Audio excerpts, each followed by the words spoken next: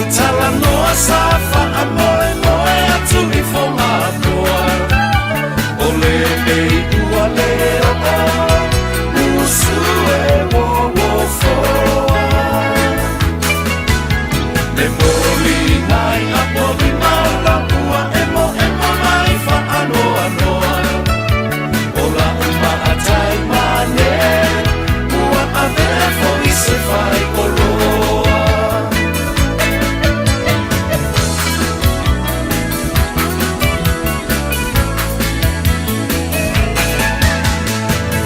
Tangi e uangi ua lola ua pea ua mesani ua pa ule fetu le la satu I le mai lua mai o matangi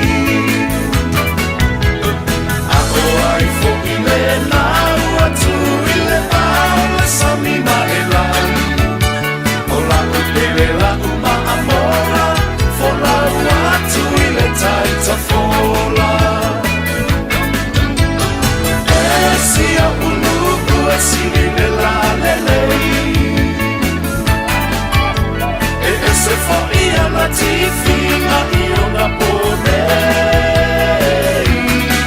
Ai utere fa ae aina oe Ua lairo fa a benei Ele rosa a fai de amor sei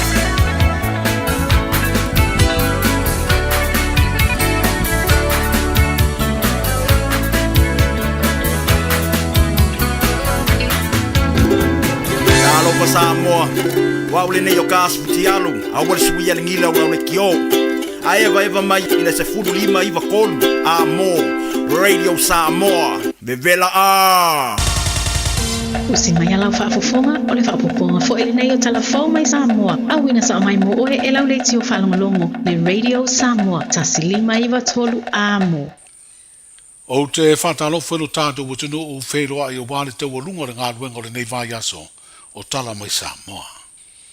Wana o livas furu onu tangata palota ele tu malo palota o whale a lupo. O whesiringia o lato ua ngā ai lesi te lai le lola le tu malo. Ai lesi ria re to se lau. O leo o toe whaasao e re komisina o whainga palota lea fua inu mela. I le wheloa inga te vai aso matu si tala le soruru o le vai aso nei. Ma ia whailo ai. E na o le livas furu onu tangata palota na whesiringia o lato ua ngā ma ua talia le sitalai le lola a lea I tu malo o le valu se furu, a o le isi se furu ono o lo ilo pea. O se ngā luenga ua whaalia le komisina o whainga palota, le fio ngā tole a fuatu I a whelolo Alexander John Stanley, o le ailoa I le ilo ilonga pe whaawa wai ma se tangi, e tu inatu I luma o le whaam sinonga. Sa okul whaama maunga le sa whai loko se ramon kupu, e le se ramon kupu Iwa suma leono, Iwa suma leonga bautas. Ia le sa o mai ia mamaru fo o le tu malo ia makoe kilkilo mako ngā lue whakas. Nei ko e rengu mela koe se furuongo. O lau wala ko talia le singu mela a ko isi tangata. Tangata wala tu whaamani o tangata o le tu malo o lo nofo o. Ma ngā nu mela na se furuonu. Ia lai tutoe ngā lue matu. Po whea e eri whina ngaro. Ia pe ave le tu la fono. Ia pe le ai ko le ala whaatari le. Mamaru fo I tu malo. He fast food valu I tu malo wha palota, wa mai o na ilo a lātou lola, ai tolu I tu malo lo tau wha mai a, he au fiaile I tu malo palota o si umu, o sāwhata tasi ma sāwhata lua. O le uwha iloa le komisina o whainga palota, e te tau na mai a le ilo ina o lola ia I tu malo, I le wha ai unga o le vai o sunei. O le stofi na mawailo la palota le tu mau, mo I tu malo e fast food valu ua mai o na whaia ia ilo ilonga. Ai o lola mautu ua fuafua, o le asforeile a sau le aso valu leo au kuso, e te tau na mawai mo le whaongai na e sui whaatutu, ma lato komiti. Ua le mawhai whina unga le lo ia sa tau veina tangi e lua sui whaatutu, o le pāti whaabufai o le whaatuatua I le atua sa mo o tasi, o na whaamalia ina le whaamsinonga I mau, na folasia e te na i le tālo sanga na whaulu, e le lo ia sui tau vāo le vaenga e pui pui a ia te tau tangata. Le asa fina ua i e taofi pe strike out, le sue ino lu i sa whaulu atu, e le tō whapaloa Louis James Towers, whaasanga le tō whale ale i le pule rimoni a iafi, ma le lu i le tō wha ia ale vena ale, whaasanga i leanga vaa le fionga ia Pepe Christian Fruen, o sui tau wā umo le tū wha ubu whai, e pui pui a ia te tau tangata. O le tai au le stofi na uma iei le wha i unga, ua le mawhai ei neo na wha au wau le sue ino ia lui, sa au tū i le whina unga, e le i atoa aso sa iei sa moa le ala i le pule ma Pepe, ona sa malangatu i niusila i nisi inga ngase. O le whaamari eino o le whaamsinonga i mau o le tālo sanga e tāofi le sue ino ia tangi, o le ngata ua whaalea o ngā i le pule le whaamsinonga o whai ngā palota, le sue ino ia mata upu, ai ua whaatonu ina i fo i mapaloa ma le tō wha ia ale, la te tutongi atu le ta ilua awhi tā la, i tū o le whaamsinonga no la moria. O ta oto mai nei la, o tolu mata upu tau whaamsinonga i lui, whaasanga i anga vae a vea i masui tau vāna whauru e nisi o sui whaatutu, o le vaenga whaupu whai o le whaatuatua i le tua sa moa ua tasi, ua le manuia. O ia mata upu e peon silifia, e au fia i le lu i le sui tau vā i a mua au whaalele Mary whaafowina te eu, whaasanga i le anga vaa o le tō whale atinu uwein so i alo, o le sui tau vā le sa moa u poto, whapea i matangi e lua whaasanga i sui tau vā e tō lua, o le vaenga e pui pui a ia te tau tangata. O lo whaaua upea ngā ruenga le whaamsinonga o whai ngā pālota, i isi tangi o lo te toe, ai whato a sue e isi lui i le vaia sa fau. Mo iei le isi ola ua whano e mafua ia unga le wha mai o le whiva o pona aivi, e peo na lipu tia ia le nusi pepo le Samoa Observer, pe ta itaru mai le isi maliu o se tasi o le whanau le amatanga o le nei vai aso, ia unga lava le nei wha mai e le tu ina mai se tūlanga aloa ia, se wha matalanga mai le mtanga ruenga o le soifua malolo ina. O le whano o le olo le tomititi iwa tau sanga le matua e le tae o le stofia na nafi, ilo tātu utunuu, o si tia i nei le toa whawhanau o whano ola, mai le fiva o pona aivi talu mai le masina a mata o le tausanga nei. O le whale mai i whale olo e peo na wha iloa se tasi o le ainga, na suru wha i ei mātua o le tomititi iwa tau sanga o whano le ola, mo se la vea ai mamariwai, a o tapena e au inatu le mauta ngase matotua. Mo o whauntua ina mātua le mtanga aluenga le soifua malolo ina, ia vave va ai se fo mai, pe a va ia ni a unga o le wha mai o lo pesi nei, ai leo le ave i se tau la sea, po o fofo wha Samoa. E ei vaenga o le tātu utanu Samoa ni mawina i leo o le sua o le tai, e mafua i whautuanga o le ngalu lolo sa lapata i ei nisi o atunu o le rolangi ma le Pasifika, e mafua mai le mafui e malosi na lulu inai, se motu o le atunu o Rusia i leo auri o le solulu o le vai o sonei. O le whelo inga atu si tala masui o le komiti o whawalem whawusei, sa ngā lulu e le tu ina atu o whautuanga i lo tātu utanu, na whairoa i le sui ofisa sili o le vai tau, le sunga a whaese Dr. Luteru Tauvale, e uina sa o le sua o le tai iuta, ma lofi ai nisi o ala te tele, ai le aise ni poti o ni mea tō tino sa whaale ngaina. E lei fo i se soifua na fia. O le ngā luenga sa longo ina itangata o no nofo tūlate le sami, ina ianga i no fuanga mawarulunga, mo lo latu saunga le mu. Na whaalia le komiti e lava e sa lango atu, ai sa iei fo i mare au wha fiu ngata. Manuia tele le whai ungo le vai aso i sio tātu utino, soifua. Radio Samoa, tasilima ivatolu, amo. Radio Samoa. Tasilima ivatolu, amo.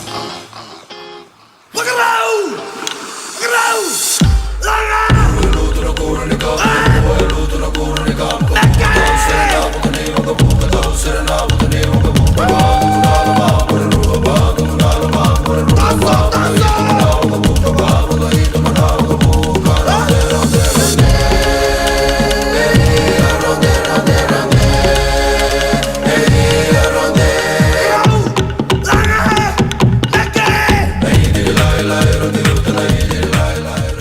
Whawhelo i le tapua inga le tātua tinu i le nei fui vanga o le a fianfi malo le soifua manuia ma lau fo i le langi matafi i ia le lofa malanga le lei o le tua i le na tausinga i a malana pule wha so soa ua mawhai na tātou toi au lia mai le nei aso le fia ma le manuia le aso e whapopo le tau soifua le ngata whailo se matawola wa le whawawina o le tautua le Radio Samoa Sfulima iwa tolu amo i le nei whaivanga o le a fiafi. Tawalunga wha ngaluenga ia o le nei whai aso whareila ia la tau ma le aso mo mua o le nei whai masina. Ia lua lima wa tātou au lia mai ia ona tutoia i lo leo na ona i masina ia masarupi ia pe koi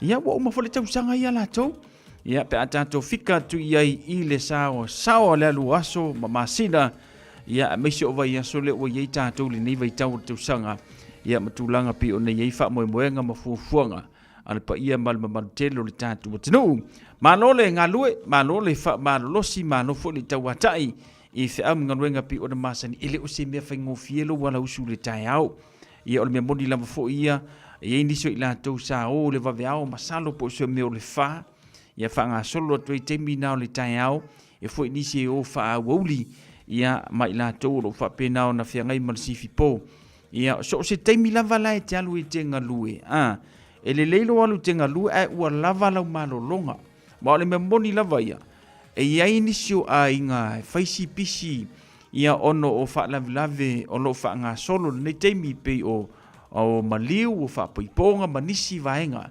ia ai le mafai au na tu ua ia te o elau ngā nuenga ia ono tūlanga e tua i tātou i me te tongi ia se ivanga na ai ua tele ni au aso mai ia fa popa kua ia ima ma mangi aso oki i wakulanga nga ua ie kako wo umaso mai wo umaso oki o le lopo aso le ala ngofo ala wo fosi afo ia le maso le mea ine ne vai tau tau sangu tat ma fo mai mo le telo le pisi ia madiso fufuanga pe oni afaftai sa ave piano fa mo mo ila nga luenga ia ono nga luenga tua ia ine ia tatu ai nga le ngata i tonu au te ronei ia mai sena ia tatu ai nga lo fa muri mai i so tatu tinu pelo sa moa fa filo i au na le tua mo lantu fa tua so se fanta fai taulanga ma lo se fu manuia ia te utou fa pena fo na fa filo ai e nai ta mama nei tina ma tua ma u mali tato por klame le nei foi vanga le afiafi ma lo le se fu manuia ia ilo manatu mo lunga lo anga le leile tua le se fu ia o ia nei foi ia tunu pe ona avea mo tato o tunu lo na lua fa pitola u fa talo fai nei ta mama nei tina o to ai tonu mai to tonu au te ronei ua fa manui ua manui ana tu tausanga ia po ua fa manui ina ile tulanga pe ona ili tatu sit seni ia ma lo se fo manui ia te o o se mea lo fa pito i sili le matau mo o to ile nei tausanga ia matulanga pe ona ia ile finaunga atamali o le tatu watunu ina ia te fa foi le sit seni sa mo ia fa tasi foi masi fai pule ia o tana ua fuiono pe ona tau la mua foi ia bise ia le to telo na tamali i fa pena na la mua mo mele le mo tatou community mai se ia so swani tau le na mo tatou fa tano fa toi i le ava mal fa no lo ia te o tou fa talo fa tu i patele ma patele te mai te sa monike ma lo se fu maria a fionga i epkopo mo lantu so swani mai so lantu fa tu ai so se vainga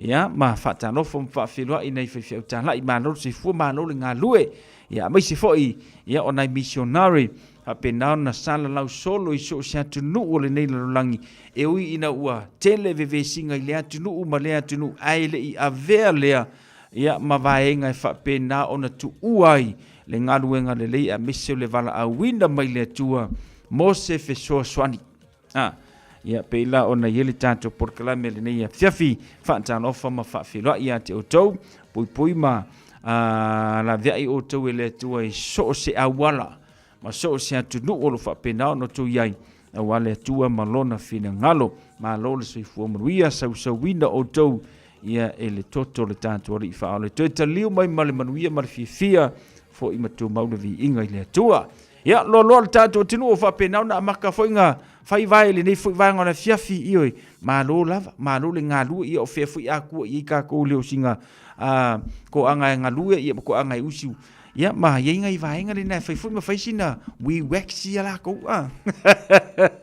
mela ma lo le ngalulue ma lo fa ma lo si fa ngaluenga ole nei fu vanga la fia fis fulo minuto o tali tu la fitu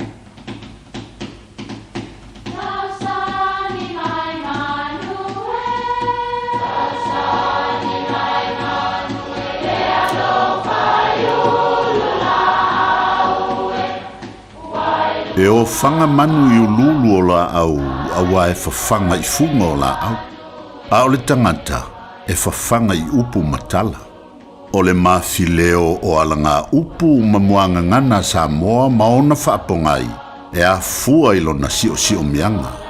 O lona lea sao I le whaatufunganga o le iloa whaale aso, mai le tautua se ia o ina pule.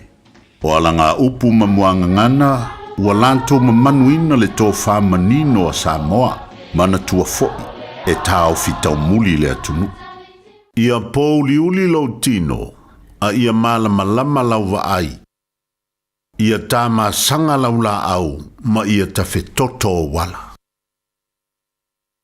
E whapele mau o upu nei a le to ina o whepō, sa mau I fongaa, I le tua masanga. Taimi foi ua luluti ma vevela le tālonga o le aingo fie santa wailo na tali o le antiongie.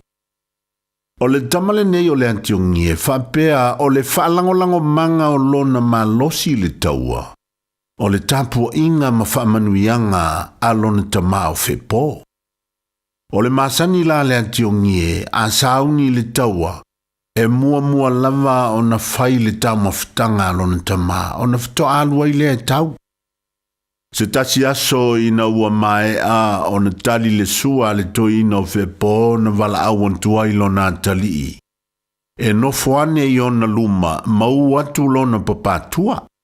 O na tui le to ina le tua o lo na tali ma whaamanui atu I upu nei.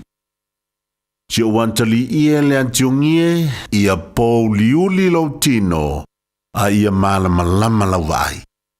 Ia tāma sanga lau la au, ma ia tafe toto wala. O le mawaenga le nei e tā ua, o le mawaenga tui. Ia o nei upu, ia ua masani ai le atunu o upu whaamanuia. Upu foi e tau mawae. Ia Samoa, po o le a so tā whaatau waa. Ai an tātou sāma vali I le sulu po le malama o Kiriso. E maua o tātou ai, e fua tele mai foi. Ma wha fia ina ai tātou. Ia manuia o whaiwai le nei aso Samoa. Hey! Oh! I feel maua so sad. Omega ka. Ia maloi moa. Omega ka. Sabale tau mo fie. Omega ka. Fili mai loile Omega Cars, lua selau Cavendish Drive I Manukau, po le telefoni o iwa lua fitu 5 tasi lua. Susu mai Manukau ne Omega Cars, umalole keisile Omega Cars.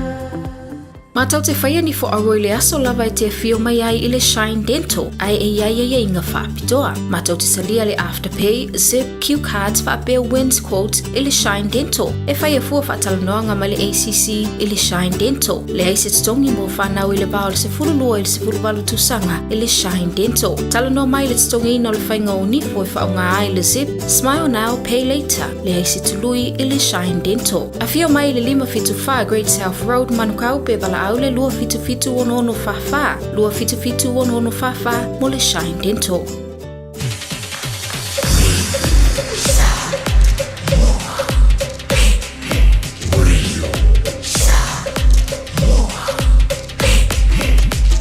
Tasilimo ivo tu, amo.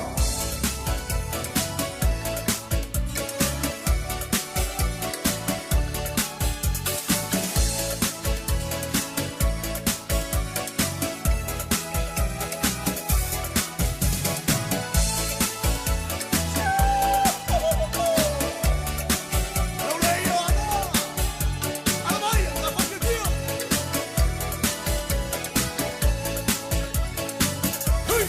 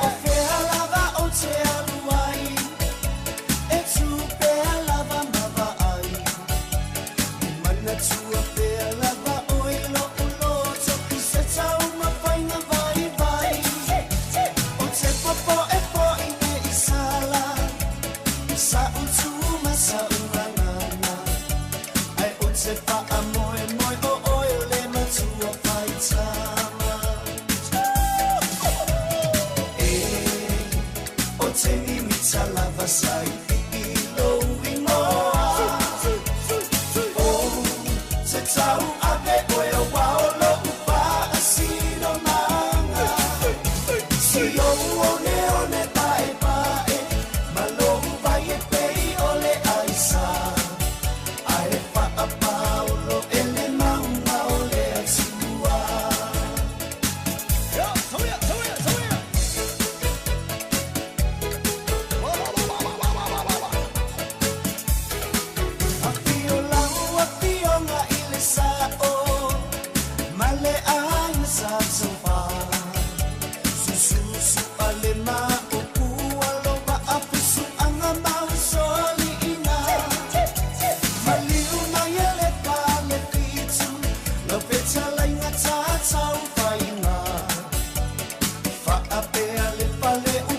Sale muli anga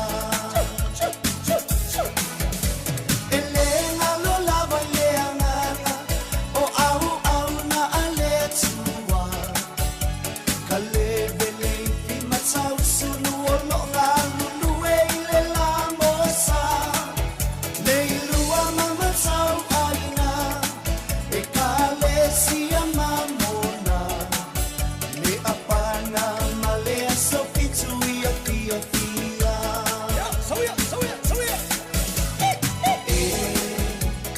Teni mitalava sai ilo imoa Oh, se tau ake oe o waolo upa asino manga Si o one pae pae Malo vai e pei ole aisa Ae wha paolo ele maunga ole atua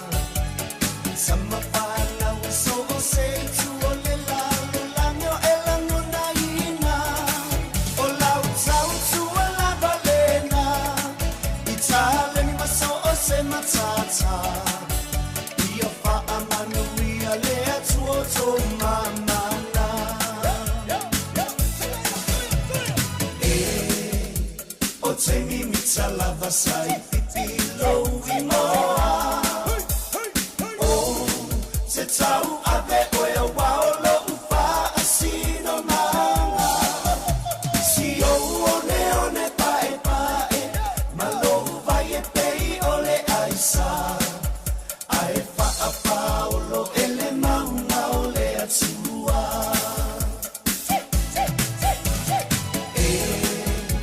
O teni mitalava sai ilo imoa Oh, se tau ake oe o waolo upa asino manga Si o one pae pae Malo vai e pei ole aisa Ae wha paolo ele maunga ole atua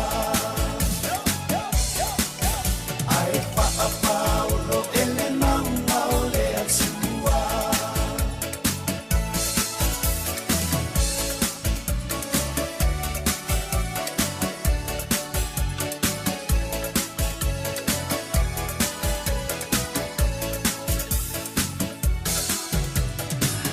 O le sunga ya sive vainga wa le simanisi no fatunga mo tātou le nei whanga la fiafi. Ta wulunga toi le tautua le tuwha a siava a tōnia tui pea ma le tātou por kalame o le mauwha sa momoni. E api ona ye le nei vanga la fiafi la atu se mai le tautua le nā sunga ya a siava. I le aso ngafua i le vai aso faupe an tātou aulia i se ola mase malosi. E a whaftai a siava mo le tātou por kalame pe o na masani ai. Manuia fo i whea mga ruenga o le nei fo i weekend ia makamane le isi o uso fo i oe. Ia ma fai mamanga ku au fuala au. Hatalo fa le tātou por kalame na ua mapaanga le ma ua mai le tātou por kalame le nei a fiafi. Patalo fatu ya Myra Eddie Pereira le mafuta mai Brisbane ma lo le se fo manuia Myra ya fa mo na manuia o mala inga mai se o fa mga wenga sa fe nga ye le neva yaso Fatalo fa ma fa fe lo ya tu ya ta Steve mai campo i au se talia le ngata fo le tu pa i matuna fautua li itala taida ma lo se fo manuia tu pa i Atalo fatu fo ia le au pepe Yohane Tinonga soifua manuia le au pepe. Atalo fatu fo ia Willy Welese le maua mai le tatou polokalame le nei fuivanga le fiafi malo le galulue. Ia malo fo le fa malo losi fe am ngaluenga pe ona masani ai o tou le nei fuivaiaso ia maisi o tatou umalava fo i wa kulanga le wa iei kako e galulue fa solo a koe le malo lo ai masi a. Ia ono le taunga tau le nei soifuanga o tatou wola ma soifua ai. Atalo fatu le tatou polokalame ia sao ka tu au manolo soifua manuia. E ngata fo le talo fatu ia hifo leva a Paul Leota manolo soifua manuia se uso. Faftele fatasi mai le nei a fiafi alo fatele mo. Oi manainga.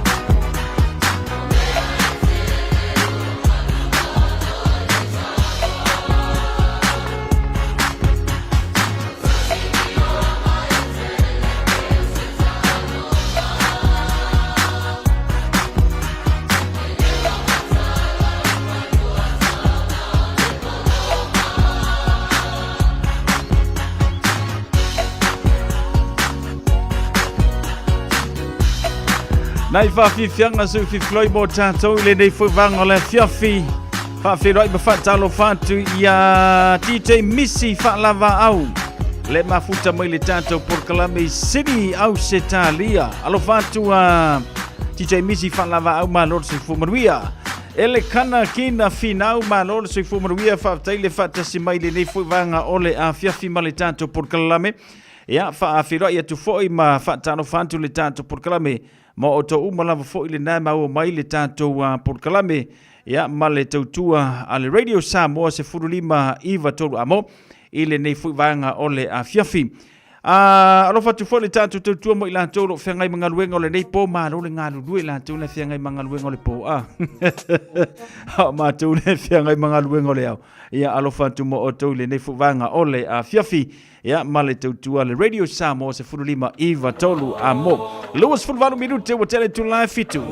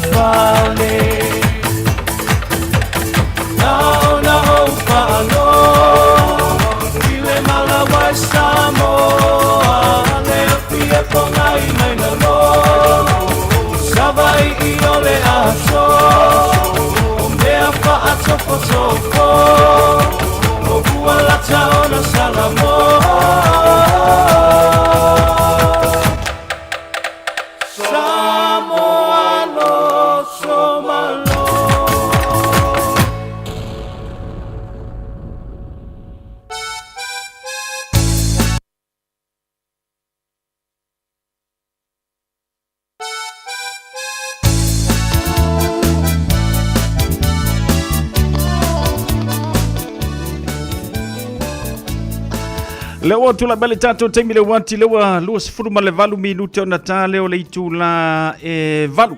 To e whaatalo whama whaafelo ai atu ia ele kana ki na finau le mafuta mai le tato porkalame. Whamai la eva mai sa mataitai. Ia ma fialii, ia ma le ainga ile nei fo ia fiafi masano le pesele le namon mana o mai ai ele kana kin finau. Whai mai pese kama sei. Eva mai ia so ole o langa nei Jai mai le pese ai le o masei Awa e teita i le pese mali Fai le lei sunga so le fai ngofi O fai ngofi nei le lafi Eva mai auto mali e Grab a hold of yourself, don't let it slip by the glass or by a devil swinging low. I'm taking life, taking it to a you high level 456 pop, I was a rebel looking real blessed Sticking with that who's in the house. Living by the still is how I used to make noise every day until I got myself in this place. Now I'm doing time for claiming the blood from my race. Pese le tu usus le balea apatashi sta mitamo maho ritamalea. E moni aleoti le nganga fa sa mo. Fai le mo when you flow to tell yourself. Oh, yeah. Now, roll. Street, out, you. Oh, Fai le mule pesele nei Le o langa suma so le fa ale lei Eva mai ia so o le o langa nei Jam mai le pese ai le o masei Awa e te ita i le pese mali Fai le lei suma so le fai ngofi O fai ngofi nei le la fi Eva mai auto Mali e the king is a thing, the big host, the man, yeah. It's what I bump on 93, so break it up once again, cause I'm back for more. I'm clocking lyrics for the good by the book, praise the Lord, I'm stepping up, yeah. Strictly for the GLD, I synchronize like a bomb when I create my beats to explode. On another DLG, 2 W's in the house and in effect at ease. Fai le mule pesele nei Le o langa suma so le fa ale lei Eva mai ia so o le o langa nei Jam mai le pese ai le o masei Awa e te ita i le pese mali Fai le lei suma so le fai ngofi O fai ngofi nei le la fi Eva mai auto Mali e Kara kaslen fai mai bua bele ngalo La e la wasa mong ilava o ke masalo Fa popular se sabali ma ilalo Miki fio si leila suama ni waka ilalo Sele lupa fe male fico e ke ka alo E angi au se e basi pai ka fopa uila maka Nga fika fa ama walalo Vai le pa e se avange se fasikalo Fai le mule pesele nei Le o langa suma so le fa ale lei Eva mai ia so o le o langa nei Jam mai le pese ai le o masei Awa e te ita i le pese mali Fai le lei suma so le fai ngofi O fai ngofi nei le la fi Eva mai op Fai le mule pesele nei Le o langa suma so le fa ale lei Eva mai ia so o le o langa nei Jam mai le pese ai le o masei Awa e te ita i le pese mali Fai le lei suma so le fai ngofi O fai ngofi nei le la fi Eva mai auto Mali e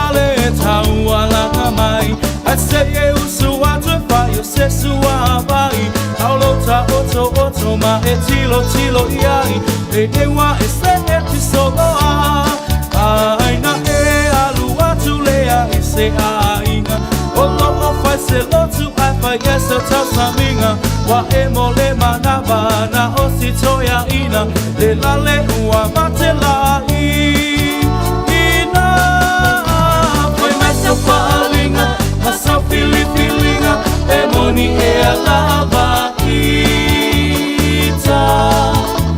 e te talanoa, e te leiloa, mana tole tawalanga no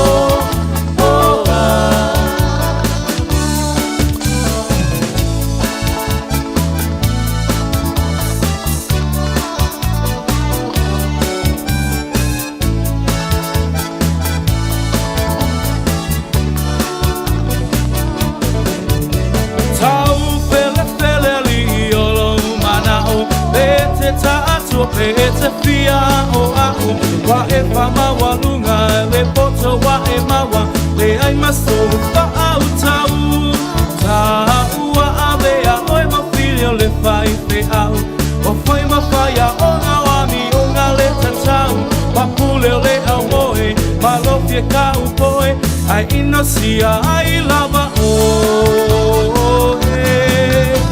ai mai sa falinga ma sa filipilinga e moni e alama ita e te talanoa e te leiloa mana tola tawalanga no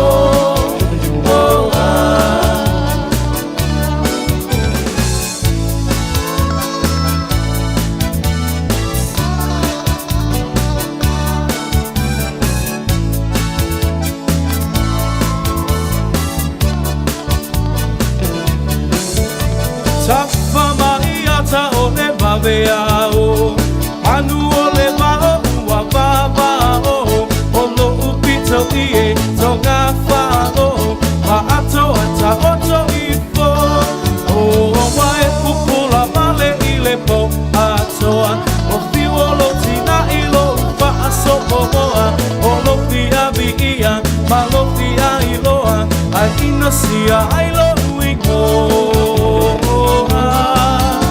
Mai mai sa whaalinga Ma sa whilinga Pe moni e alava ita Pe te tala noa Pe te leiloa Mana tole tawalanga noa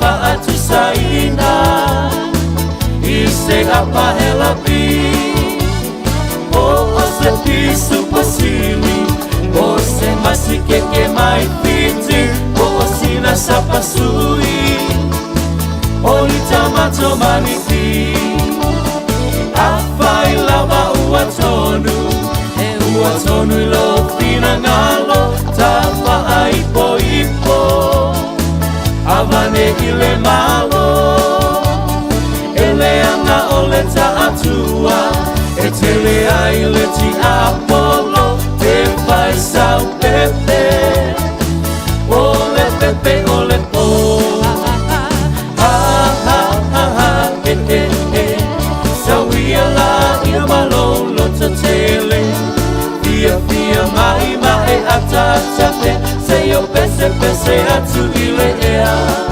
Seyo pese pese atu ile ea Nai whaafifianga mo tātou ile nei whaiwanga la fiafi male tautua.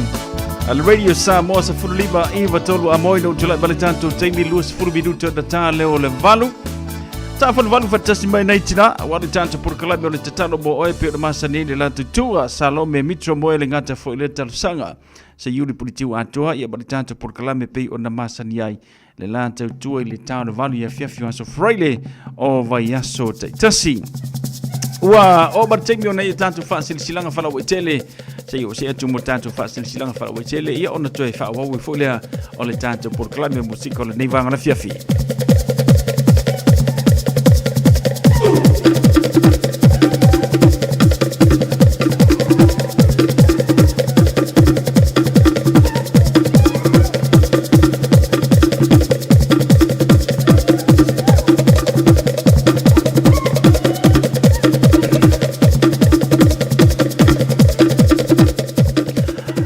Fasil silanga lo tonu mai tau le foi vang la fiafi. Ma filfili ma le tanto tusi o songa. Awane ngalo sa lo mingo le tusi o songa fa te sei ma le lo mingo le va filfili. E ma wai fa lu pengo sa mo i sifon tutuila mamanua. Onisio tala tu o sa mo o nga upu le bata fa yo ya le matai. I le fainga o fa lave pe o le fa puiponga o le maliu. O le so singo a inga fisila fa inga. O Paolo si i whaanuano wharanginga i kale sia mele tele o le ngangana o whaalolonga. Fitus fulutana alo na tau na lo ofisa lava Radio Samoa i le tolu pa tolu ono Hopewell Avenue manukau e te mawai. Mo nisi whamatalanga wala au le lua no lua tasilima i vitolu, lua no lua tasilima i vitolu pe tanga iane i le shop at radiosamoa.co.nz te whaima yeso oka o a tātou tusi nā ile nei fo i a fiafi. Ainga sa ta fatoa iwa. Ile ava ma le whaaloalo e te taua i mātou te whaasilisila tua i e whapea. Wa iei le whina ngalo ta māpo o suafo le tātou ainga sa ta fatoa iwa. O le awhaia le tātou whilo inga ma le tala noanga. A soli ma whioi umo ta fatoa mua ngututi a le ulua i a li o iwa. Ile aso se furumare lua o se tema lua o lu lima. Whaia lea ile lango o ta fatoa iwa whaasale le anga i sa vai i Samoa. E le itula iwa i le tai ao. Mātou te talo atu ai ma wala aulia lo o tau pa ia ma lo o tau mamalu. E se soma i matala mai a au. Tātou au ai lea aso tu upoina. A wale wha mo mo si o tātou ainga. Ia teu teu ma wha aleleia. Lo tātou lo tui whale ma soa lau pule ai nofo. Ia po o tātou matai o si o tātou ainga sa fua fuina. Ma ole ato fia lava le ole ale tau fia lava le whaiunga. Ole a tasi ei le tātou ainga i le aso i lou le awai mai. Ma le whaorarava sainia le nei whaasalaunga. E suafo le ainga sa ta fatoa waita lima. Ta fatoa ang sa Tafaleti, tawhatoa Iosefa Tafa Kesio, tawhatoa Laifa Lima, tawhatoa fua mai tafa mua ava, ma nisi sui o le ainga sa tawhatoa, o loo no nofo i leo tātou ainga. Mo nisi whapatalanga e fia malamalama tili ai whapatamole whaaso tai mai tawhatoa fua mai tafa mua ava po estanto filau te vanga. Tawhatoa fua nau i le Old Watasi, o Varulima, o Iva Lima, po estanto filau i le Old Watasi, o Luaiva, lua o nono fitu o whaafetai.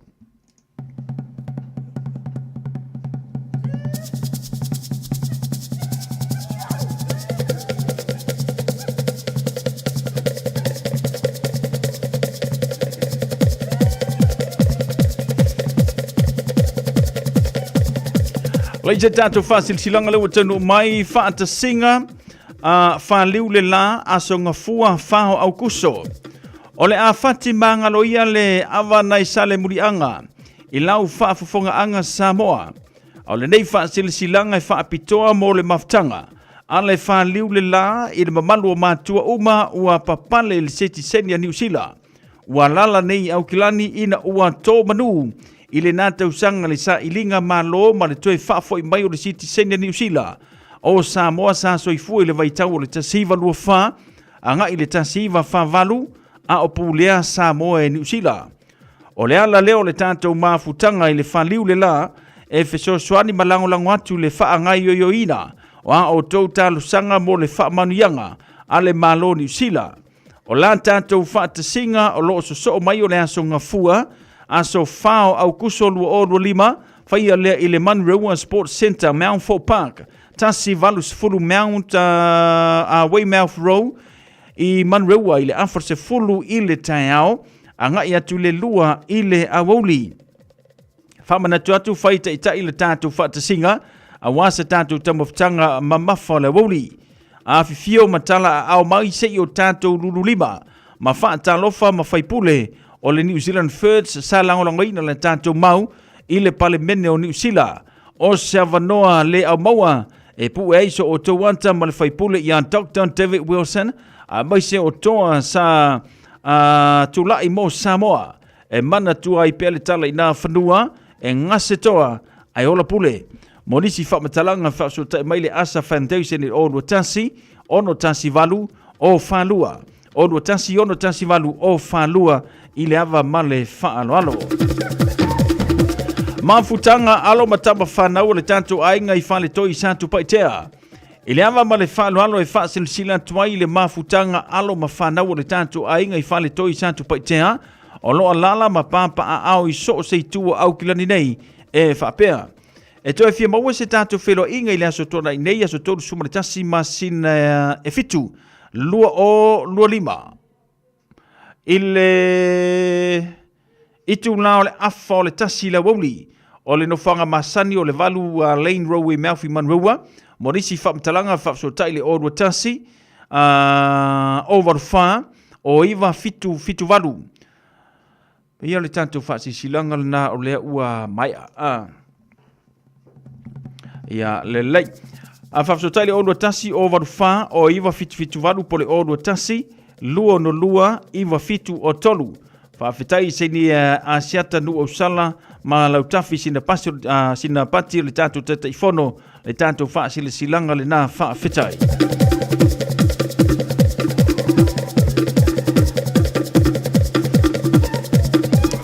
Leise tātou whaasile silanga lewa tanu mai e tau re nefo vanga la fianfi, mafutanga HRPP au kilani. O le ato whaia i whale ula a e wa atapu o pa ia sausaunga tā Samoa. Leanga e whainga tā o oe o leo mamala. Tulowo pa ia whaaleanga nuu. Tulowo pa ia whaale mano. Tulowo pa ia whaale tala le lei. Ai o le atau tino le solo le tamaloa e ala i le nei whaasaralaunga. E whaasile sila lo ia tuai le pa ia malmamalu le tātou au lango ina. Le vaenga whaupufai e pui ia te tau tangata po le HRPP. O le awhaia le tātou whiro inga i le aso tō nai. A soiva masina valu lua o lima le tu la lima. A ngai le se furuma le tasi le a fiafi. Whaia le tuatusi tolu ono lua Messi Row i Mangere East i le Metro Theatre Hall. o le a tufaina atu ai tātou angava tau, tātou te sila iai, e pei ona whaalau i loa i Samoa mo le tātou tau nofo malamalama o le a iai le tātou malo whaalo longia i le nā fiafi, le a fionga i le whailau tusu le tātou vaenga wha upu whai. Wha mole tau au mai sau play tau a se tātou wha marustino i le nā fiafi, ato ai ia malo sauni a wae whainga tā le tātou malo whaalo longia. Mo nisi whaamtalanga whaamole whaamsotai mai le numera o lua tasi, lua o valu, iwa whalua o. O lua tasi, lua o valu, iwa whalua o male nganga whaalalo. Talo sia i le anga le leo le tua e teita i atu lo o tau soifua. I le aso male teimi e pei ona tā ua. Whaafetai, mafutanga heita RPP au kilani. Sei nia le tātou whaasilanga lena i le nei foi vaenga ole a fiafi. Ya, ona ia tātou whaasilanga o manalu tanu me tau le nei foi a fiafi male tautua. A le Radio Samoa se furulima iwa tolu amo. Male tātou por kalambe pei ona iai ia a fiafi aso whareile o vai aso te tasi. Ya, male tātou tautua. Ya, whapea na i sau whaasilanga e le i whaafonga mai ai. Ia mwhailam whoina e te wala au mai, ia siu kango koe siaki aku ipo iai le tātou whaasilanga. Ia pei ona masani le tātou tautua.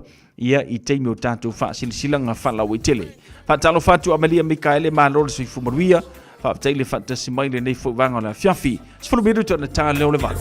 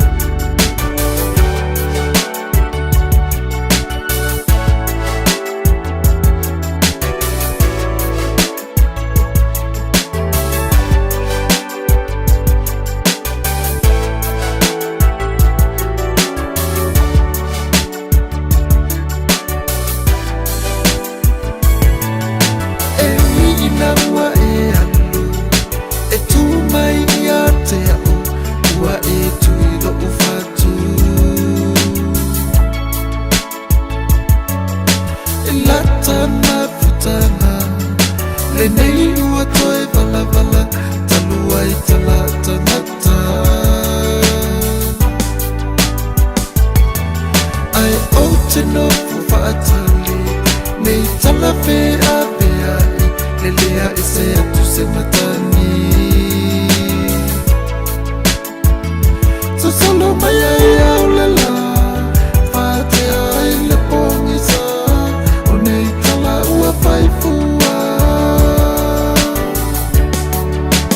pele whai mai pele whai mai se wata fia ba ai wata fia ba ai pele whai mai ua na oe lo mana ua ngatai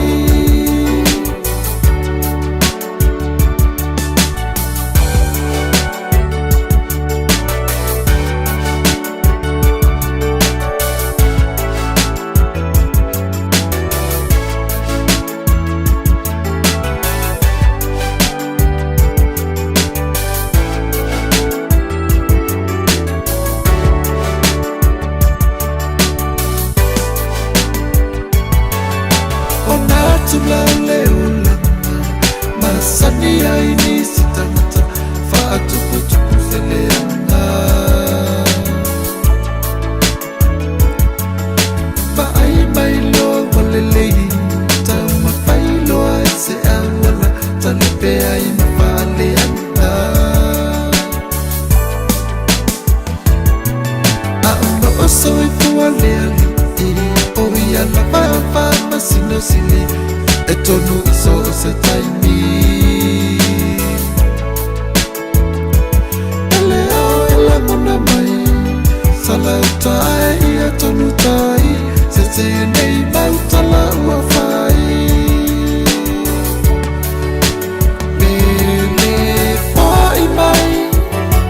pele fai mai se wata fia ba ai wata fia ba ai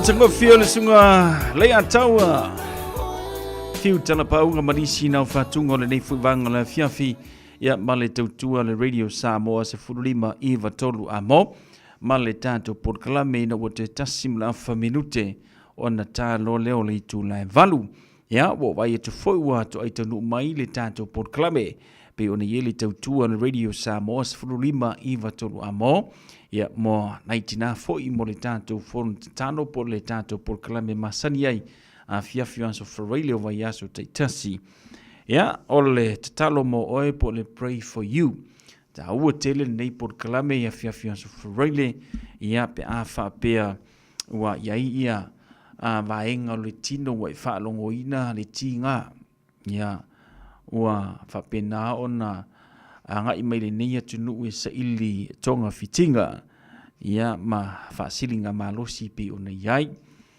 ke sawala e ke si mai nei ala ye lo pole fo ile pe tua mania ma woto tele ila to e anga i mai nei to no ia mo siake fo mai ia e umane ua a mai le tala fa no noa a yelo bana tu ile nei fiafi ia mo fatasi mai na itina fatau te ia le tātou por kalame fsoswani mo tātou o le tatalo lava ia i le atua ina ia fsoswani mo tātou iala i lana fa malolonga fatasi ai ia malo fatuatua ia o le tātou si ngā maina i luma o le atua i le nei fo ia fiafi o si mai fa fonga fa poponga le tātou por kalame o le tatalo mo e.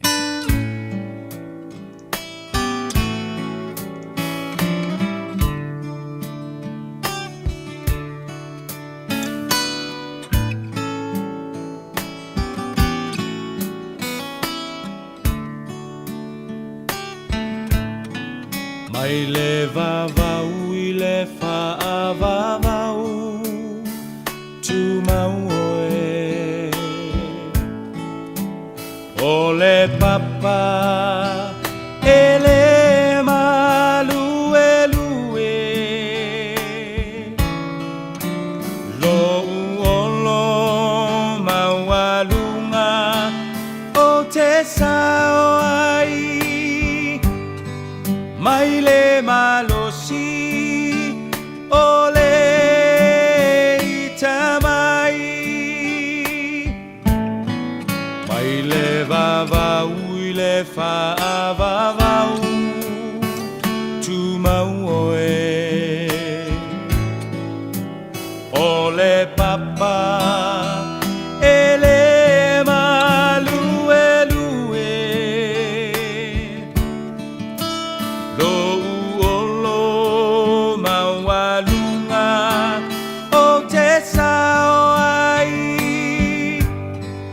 mai le malosi o le itamai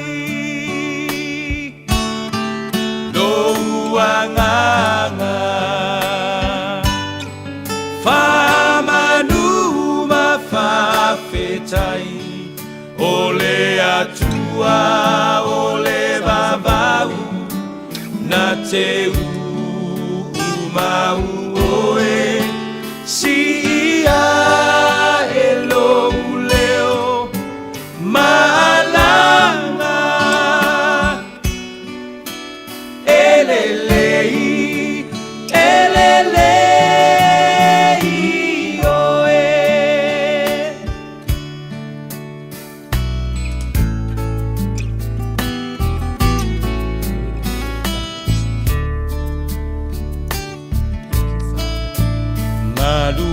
malulu e mea uma moa silafia e ia o umanatu le tua le maunga le tua le vanu mua mua pea o lo le lei mea uma lo uanganga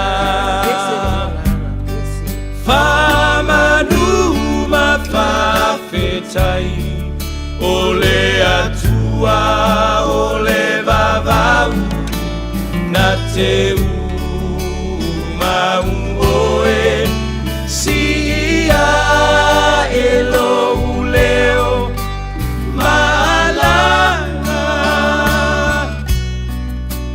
elelei elelei oe lo uanganga whamanuma whawhetai o le atua o le vavau na te umau oe si ia e lo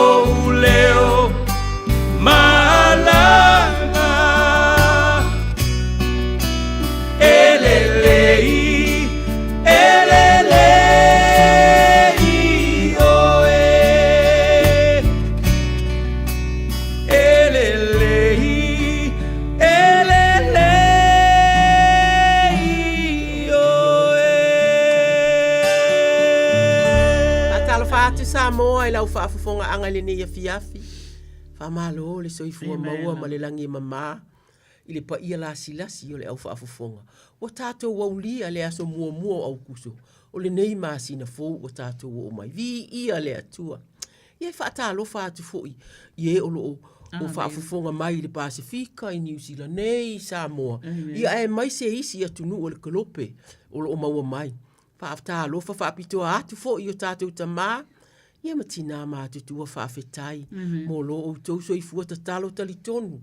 O le atua lava le tali o tātou mana o ngauma. Ia alo mai a Samoa. Sa alo me mitio moele nei. Torosanga sa iuli pulitiu atoa ta alofa Samoa. Ma le whaopoponga o le tātou polo kalame. O le tatalo mo oe. Aleluia.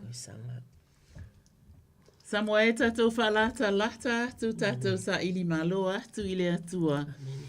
Bola na whaunga mana malana fisosoani mo i tātou ile ne ia fiafi.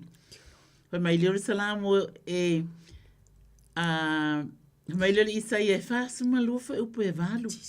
O awo Yehova, o lo wingoa lea. O lo mamalu foi o te le abatua lea i se tasi. Ma lo vi inga, o te le abatua lea i tangata. O tupua wata, po o tupua wata. O mea mua whauta, wo o maia o mea fau. Foi o lo o tau, o lo tau wina atu. Wa o whailo atu ia te o tau. A o lei. A o lei tu tupu mai. Pe pese ia. I le pese fo. O lona be inga. Mai le tulu inga o le lalolangi. O e o ifo i le tami. A toa ma o tau. O e. E tu muai o tau nuu. I tu mata whanga. I nu tu mata whanga. Ma e onu nofo. E ono nofo ai. E leo tele mai le vau. Aleluia. E leo tele mai le vau. Aleluia. Ai ngata fo i lea leli ielo mātou watua. E wha awa o ina mai e o fofonga. E nofo ai i ki tara. E wha apena ona ala langa e ai. E no nofo i lātou i le wha atai o mai o tumu o maunga. E ofo tele ai. Lātou te avatu whaanene enga i ai ova. Ma lātou ta watu lona vi inga i nuu tūmata whanga. E a fiorati ova. E pei o se toa. E pei o le tangata tau. Nā te whaatupuina lona mā ele ngā. E alalanga o ia. E whaapena o na uu. Nate. Manu malo i le waita i a te ia. Aleluia. Hoi maila ia lea. E moana ia te au atunu uma mamaunga. Whai mai e mango mai la au o le vau. Uma lava o te li ua vai tafe. Manu o tu loto. O te whapa u. Ia. Tangi ma mea umalava le atu ai.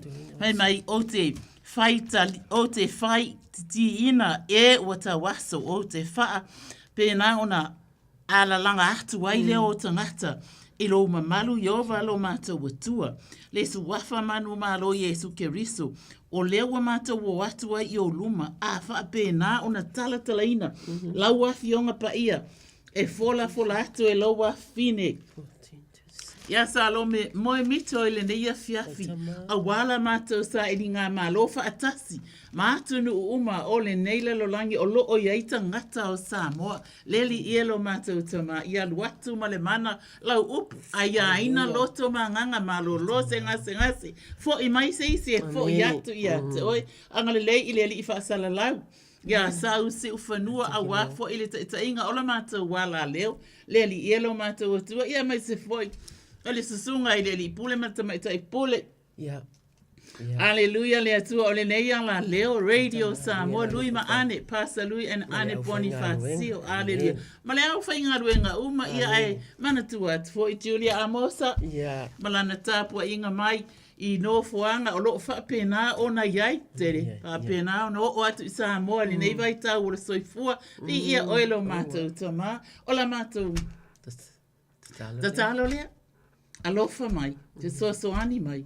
E ala i lo suafa manu malo Yesu Keriso. Amen. Amen. Amen. Whawhitai sanga. O sa tātou whaamalo si le nei a fiafi. E maua le mai lea i le Ioane si fulu wha. Whai upu e lua si fulu fitu. O te tu uina atu ia te autou le manuia. O lo manuia, o te avatu ai ia te autou. O te le avatu ia te autou wha ape o na avatu ai le lalolangi. Aua le atu atu vale autou. Aua fo i tau te mātata. Amen. I le nei vai tau asanga. Masau. O tumu le vevesi a. Ua sau lava i lunga le vevesi o le lalolangi ma fetu una inga ona o le vao malo. Lo fia maua tangata uma le file mu. Lo tau mawhai tangata ia maua. Ia maua le file mu. A maua fo isi na file mu. Ele umi se taimi o le na file mu. Amen. A wā o le file mu o lo tau mawhai ia isi tangata e fai. Ele o se file mu le na mo isi. Amen. Ai ona o mai ai. Le popole. Ma le mautonu i tangata. Ele ai se file mu monu tātou te maua le nei lalolangi. Po o a lava ni polo o misi e fai mai. So se fai ngā malo, so se tasi. O le upu moni lava. E moni ale tusipa ia ele ai se file mu moni le nei lalolangi. A fai atu watu lo tātou whaatua tuanga i tangata. O e pu lea malo le lalolangi. Ma mea tātou te whaataua ina. E nā o le popole atu tu vale ma le mautonu o mea o lo tutupu mai. Feta lai Yesu. O lo file mu ele ma fai ona watu i le lalolangi. O fuafuanga le ali mo i tātou ele suia. O lo o tātou saunga le mu i ona ao. E fina ngalo le atua. Ia tātou pu lea o tātou loto. Ma whaatu mawina ia na upu. Ia na fionga. Asanga. A fai tātou te pipi i atu i ate ia. O na tātou maua lea o le file mu moni. Ioane se fulu. Fai upu lua se fulu fitu o tolu se fulu. O a uma moe. E whaalongo mai i lātou ilo uleo. Wa o iloa fo i lātou. Wa lātou muli mai fo i ate au. O te avatu fo i le ola. E whaavavau i ate i lātou. Lātou te le whano lava. E o i le whaavavau. E le mawhai lava i se tasi. O na whao i ate i lātou ai lo ulima. O lo utama. O le na fo ina mai i lātou i ate au. E sili o ia i nisi uma lava. E le mawhai se tasi. O na whao i lātou. I le lima o lo utama. O fita lainga nā le ali. O le tātou wali o Yesu Keriso. O au. E wha umare tātou wha malosi. O au nei. Ma lo utama. E tasi lava i maua. Amene. O se tātou wha malosi le nā Samoae. Ia o tala tātou laina. Tolu fitu tasi lima iwa. Tolu wha malo le tāpuai. Wha malo wha pito atu ye o lo. Te talo mai a inga vi ia le atua. Vi ia le atua anga le lei. Ia ai. Po le a lava pe tele a tātou kōs. E le a i tele lava a mātou te talo. Tolu fitu tasi lima iwa tolu ia o lea. Wa emo mai sau. Amene. Nala sau. Nala sau. Aleluia. Fatalo fat. Oh, you see farleto. Okay, sorry. Aleluia. La voyez. C'est ça me fait ça. Tout le fit, il la voyez quoi? Yeah. Sao no mai. Sao no mai. Oh, il est là quand il est là, il fallait quoi? Sao no mai le voyons le laina. Sorry. Talofa. Yeah. Oi, talofa o lungia ah. O lungia pa mole. Malo lungia. Ya, malo le to mangui angi ya pi malu. Kai lava ya o ru pa ku mo wa bango. Ya lu bala o kulava manga mia lava te kalo mo ngi ko inga. Vai o ka o mak o ku. Ya mo furu lava o le. Ya mo te ho si a fanga. Murianga epi matala te Monica Quest. Ya mga ikama makakai korua mafanga wa penga ho inga kenge ya masi o ko finge ya ake sole mai mangere mole ya te kaka Hallelujah. Ulungia. Ia ole ua maua atu ia lo si ufofonga fatalo fatu. Hallelujah ma Lord soifua. E ui lava ina falongo atu fo i lau sauno mai. I tinga fo i o le tino ia mai se fo to tono le ainga. Ai ele lei lava lo tato watua fa mai. Tato fatu watua atu ia teia. O e fa fonga mai o langona mai au. Alo? Ia. Hallelujah. Fai mai lana fionga na te le tu la fo ina lava so se tasi al watu ia teia. O lo wala au mai. E tātou te tutu wha atasi ai tātou te watu. I le atua. Hallelujah. Wa al fina ngalo le nā le atua mo i tātou uma i o tātou whelango lango ma. Hallelujah. Yo walo mātou watua. O le wala au mai alo watali. E le tali tonunga. Ua e masani ilona si fonga fo i le atua. Yo e tama. E wala au watu i ate oi. I mana onga ese o le mafofau le loto o le tino malenganga. E a mata mai a te ia se o atu le whanau se i pai atu foi. I tina mātutua o lona a inga o lo penana i tutonu o a ai o tangata mātutua. Lo mātou watua pa i ai. Wa mātou whaatalo sanga ina whaatasi. Male ta lona mana onga i o lumas. O lo fina ngalo. Ia wha atu ia te oi. O na whaia lava leo mea e mana na o iai o mātou loto wha amole mole. So wafa manu malo i skeriso o a au mawhana whana. E te fufusi ai ia te ia. Malona a inga. Masiana whanau. I ia oelo mātou utua. Wha alia pea lo walofa malawanga le lei whai pea. Wha malo losi. Wha fia. Aleluia. Lo mātou utua e wha mandatu ia i lato. E te leo whaangaloina lava sosietasi al watu ia te ia. E le anganga ma le whaatuatua. E mana o lo tātou utua. Ia o tātou whaatuatua atu ia te ia. O na whai a lava leo mea tātou te mana na o ai. Whaafetai tele lo mātou utua. Ono le neita mā. Whaawawina pēlau whaamawhana whananga i lona whina ngalo. Ia o whaamalolonga fo i mai lona tumwa. E se o atu lea lofi ona vai. Whaatasi e o ia ma le whanau. Leli ia lo mātou utua. E te letu la fua ina so se tasi. Wa mawhatia ia po o tinga ina foi. I mawhatianga ma abenga ese. O le ala mātou wala auta mai ala ilu suafa Yesu. Amen. Amen e ulungia. Whamanuia oe male a inga o langona mai. Nuia oe. Ia. Taila. Whatalo whātul wala awele leina sauno mai. Alleluia. Ia whatalo whatu e rua fionga. Talo whawhau. Tuta ai o le tua. O tungo o le ri. Ia le ri. Alleluia. Oka maandaia. Whateita sanga voltau sanga nei. Oka le maandaia. Ia whanongo lava iai. Ia ai pai se foio. Whamano si aua. Alleluia. Ale whaletua. Whawhetai. E sere maandaia o whamano si au nei foio. Ia le ri i mea o lo tutufu. Moni whamaoni e rua saunoanga. Wai. Na ngona ale fia le loto. E ui ai da tere whaiga tāwa, te ngā ua iai te itaimi. Le o lango o mātutua. Ai lewa whaina whaititia le vi iga whai le atua. Ia so malava. Mai se o le whaita wina o na fionga pa ia matatalo pea la pea. Wa le fon talo, wa lewa aso. Whawhitai pea na vi ei no loto i le atua. O lo lua manuia, o lo o maua, ma fau o manatu o la roda. Whaftai vi ia rea ri. Ia. Na sanga o la o mana o ngā māsani ia. O a ua. Ia wai tiga, wai ia tiga, pengeta, ia o na ua matua. Ai paise fo la ua ai o le mangeso ia o mata. E fiu fo i me turui vai e mai fo mai matano.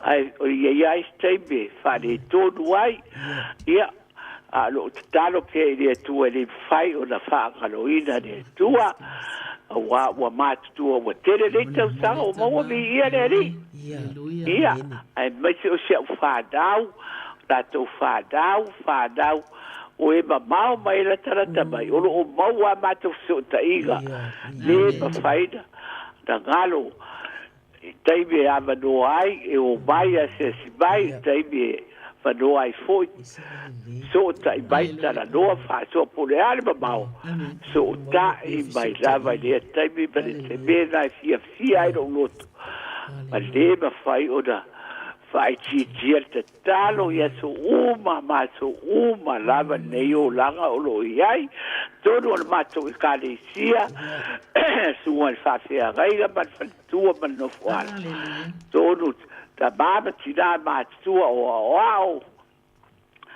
o tia kono ia se ia o lava i nai whadau mana o mia te talo mo la to ia men soda i uso mo tua ngane mo mato ai ka o malava so se tu le la lang no ma wai ia mai mana tua piesa boa ma le fa ba i o pe fesi ai o lo tato to foi te talo tu fatas wai fa fo ale tua fa mole no wava mo o mila ia te o ruo sui vai o le tua malo fa vai o le lau fete wina le fionga le atu o le salamo salamo se lau fa se fulu ma le lima fai mai e tau fia i runga Yehova atua uma e pa o ia fo i le fa atu sa o ina o e ua fa ano uno uma lava e fa asanga atu i ate o e mata o mea uma lava e te avatua fo i alato o mea ai Iona aso e te tau ai. Vi ia o e tama. Tātou te talo Iova o auna mātou tama. Vi ia o e tama. Fia whai ai o mātou loto mā nganga. I le wha mālosi mai o le talanoa mai, i le mālosi mai o leo. Mātou tama ma tina le atua e ui. I ngā o maua i aso whai pēa le atua e le ai e maua le leo. Le atua e manino mai o lātou fofonga le atua. Le nau le atua. Whawhetai e tau tāla noanga ma lau whanau. Whawhetai. Ia oi. Ia aso ma le aso. Ia oi. Ia e whaau ngā ina mo i mātou mo le tatalo atu. Tina tamawa e sila fia. Ia o mai o le tino lava. Mangeso me masa na. Fofonga o le tinale atu wai. Ia na mangeso o lo iai. Ia mātou te iloa iai taimi e alu. Ia fo i taimi e toi o mai. Tino i tina le atua. Io e wa mātou maua le matua o mātou iloa lava. Ai ba, whaafetai e whaamalosi. E whaamalosi la ua fionga. E whaamatala loto la ua fionga. E te whaatulai, e te whaafia. E te whaosofia i lātou. A waoro e whaafufona. Ia te i lātou. Ia na whanau inu mamau le atu wai. Whaafetai wheso ta inga e maua. I lea taimi ma lea taimi ti ngāle mamau. Le atua. Ai sa ili mai lava le tina ai taimi. Ole nā, e maua atiri ai fuilo na mālosi. Taimola na i kālesia. Le sunga le whaafanainga le ainga le atua. Le ainga ti a kono. Ma oa o e uma i aito finga le atua. Ia o Iesu. Ma tau te si i atu le atua. Le whaafetai. Ia mana talo sanga le atua. Ia i whaafofonga. Le fofonga ina o awa fionga. Mai luma i le pule laa le atua e. Ia o lato maua pea la ua o onga ma mea uma e whetau i maleo langa i lea taimi ma lea taimi. Aleluia, aleluia. E tu ina atu i o mātou taitai. Lea tua whamanuia lona manatu mai mo Samoa. Aleluia. Po lea lava po olu ngā po lalo. O la mātou te talo ma whaau lea tua. Pa i atu, pa i ane, pa i ifolo o fio. Ia whaia lo fina ngalo. Ia o mai lo malo le atua. Lo malo le fi le mu. Lo malo le fia. Lo malo le ami o tonu. Lo malo le atua le feita ngai. Ai fia o Iesu. Ia o mai lo malo. Ia whaia lo fina ngalo. Le atua i o lato loto ma ngalo. Le atua. So se tasi o lo o mautofi ai maise. Le nofo e ka le sia ma le tapua inga le atua. Tu atu i lau fia. Ia le atuae o la mātou tatalo le mo whaau o amanuia. O amea i nau ia ia ua e sila fia. Pa i atu, pa i ane le atua. Maua se ai o le neia fiafi. Ia i se whaalongona fau le atua. A wā o lau māsani le atama. E te whaafia. E te longo i tino matangi le lei lau whanau. Mea o loo wala au atuai. I le suwafa o keriso. Amene ma amene. Whaau. Aleluia. Aleluia. Ia. Lo fatele mo e whauvi, ale atua. Ia whawhetai. Ia whatumu le uto. Ia ro fonga mai le atua wha mana talo nei pō. wal su fai atu tangata nei whamanuia le tua ia te urua ma ua lua maro si tino lo tua nganga ma fau ia sai foi la foi ia la whalau lau le tua awala whatau i le manuia whiroa i mawhanau ma aina ai maise o le weekend foi le sapa tatu sa uni ai ia ma whamantua ia o le so atu manuia lava o rua le po tai fau so i fua pa i mania so i fua Aleluia. Ia fa malo atu leona sai fatalo fatu fo i tata wala au nunga le laina sau no mai. Talofa lo me masanga. Nina, talofa to Nina, sanga to Nina. Malo lawan fa malo si me fi malo. Aleluia. Fa tai fo i mo le fa malo si ia mo talo sanga. Ia fa pe ho talo sanga mo lia nava ia so mo si o ai nga ia mo si e kale si ia nai o ai nga o malava. Ia o mana o masani lawa tina tia te o lua pa mole. Ia le fa ngalo inga lo si o tomato inga ia fa malo ma no fo alo ai mo si ia o e kale si ia. Ato malava in dai tamam tina ma tu le lo le khali si se yo na ya lo fa na a ke tai mo ta sanga mo dia ile vai aso ma le vai aso o mana o ngai na tu le vai aso ma le vai aso o lo si lo ya o me lava nai e mo su fo e o mi ta o lai e ni si o lo fi mana o mi va no fa mo le lava ya me se foi se pa nau ma wa nga uma lo nga lu nei po ya man tua e tato ma talo ya me se tato ma talo uma ina na na chama ma tua ya me se foi fa ma yo na tanga ma tua lo te kale ma yo lo fa to li ai me na fa nau fa mol mol la sana aleluia ya o mana nga na tu ina tu au te lo ele ai se vai pa no ele ho ele mo talo ele tua ia o mana nga na tu ina nei tu la to te la to lo fi mana o mian e va la mai fa mol mol la aleluia tonina amen ia ise le leo ma tango fia o tutina ta o so malo aleluia ia fa mai la le tala isa ia fa lu fa i puse fulu ma le lima isa ia fa lu fa i puse fulu ma le lima fa mana teli ole atua na teli ua vai ta fe manu utu roto na te fa pa ma tuina vai lepa ole atua lea na te taitaina e ua ta waso i le ala fai mai sa la tou leiloa o le ala sa leiloa na te li ua le pauli uli i le malamalama i o latou luma ua tele mea i whapena o na rea mai pei o ni mea i pongi sa mai ai i le savalinga o lo tatou wola o lo tatou iai nei a etina aleluia fai mai na te li ua le pauli uli i le malamalama i o latou luma maala pio pio e fai maala sao e le leile atua e whaasao ai ala e whaasao ai mea ti ngā o le tino o le mafaufau o le loto atoa ma le anganga whai mai o mea lavaia o te whaia ia te ilatou o te le la fua ina fo ilatou o le whetala inga le ale atua Aleluia. Whai mai o le mea lava lea o te whaia ia te ilatou o te le la fua ina fo ilatou Iova fa afetai tele lava ma avatu le viinga o le whamanuma le whaane e tanga. I lawa fio, ona o le atu lasi o mea ua e whaia. Thank you, Lord. Aleluia. O whamalo longa o whamanuianga le atua. A o lau fionga foi e te mana o lava.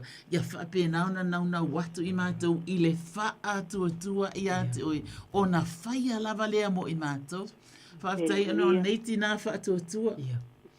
E whapena na tō laulau ina atu ma abatu umamana o ngā uma susunga le whawhengainga malona ainga o le e kale sia.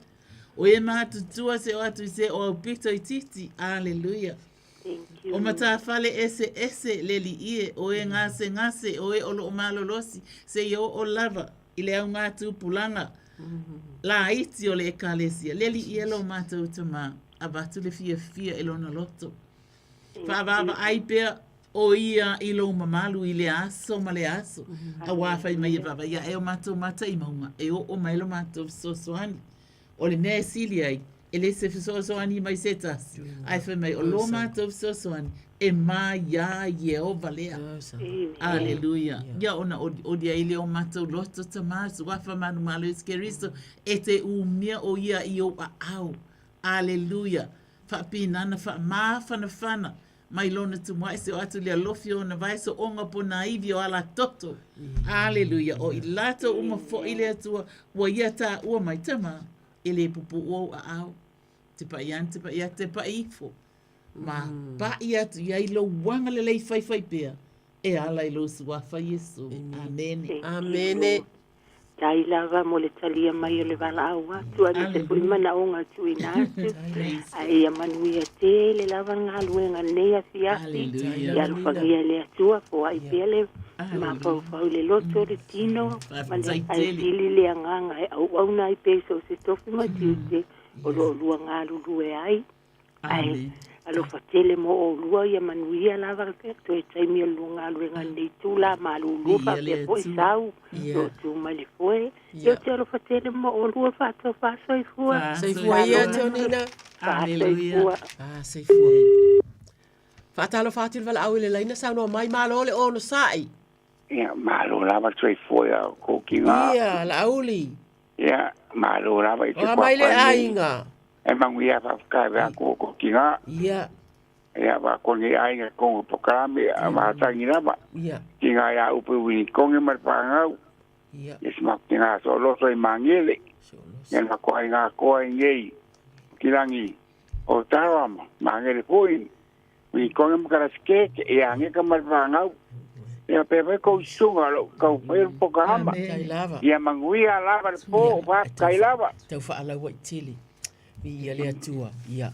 ole afionga le atua matai o isfu matasi foi u bui isfu val yo to o mai atia o to uma o etinga ina mama fatia ia venga o u fo ia malolo ai o to yo to o moina la wa mo yo to fa o ia atia wa u le anga maluma le loto maulalo ona maua le o to o le malo longa mo o to nganga a wai avengo fie la wa mo o la u avenga foi mama Amene. Ia le atua tama, mātou te o atu i o luma, ma le au ainga atua, o la auli na tau mai le atua, o uma o na esi la fia, o se o loso, o le tinaya se o loso, o upu Wellington, o le ainga uma lava i au kilani ma Wellington, ma le ainga atua, uma lava i tau ia la auli tama, mātou te tatalo o fionga o mātou faita uina. Le atua a fai o manuia ia sanga manuia a fai o ia isi tu o ke lope le o manuia io le tatalo le o lo tu watu le atua e te pa iatu e te pa iane ia te ila tu le atua le tangata ina ia si iatu ave ese atu avenga e le isi au wala o le tatalo ma le fese o ta iatu mala o fio fa afitai fa nga ina o mātou ngutu ta mātou te ole atu ai la o fio. Mō nā yo mātou tangata i leo mai. Le atu ai te sila fia. Po o ai o ngari i uma. O la o te talo mo o ngari i uma. O la tau whanau.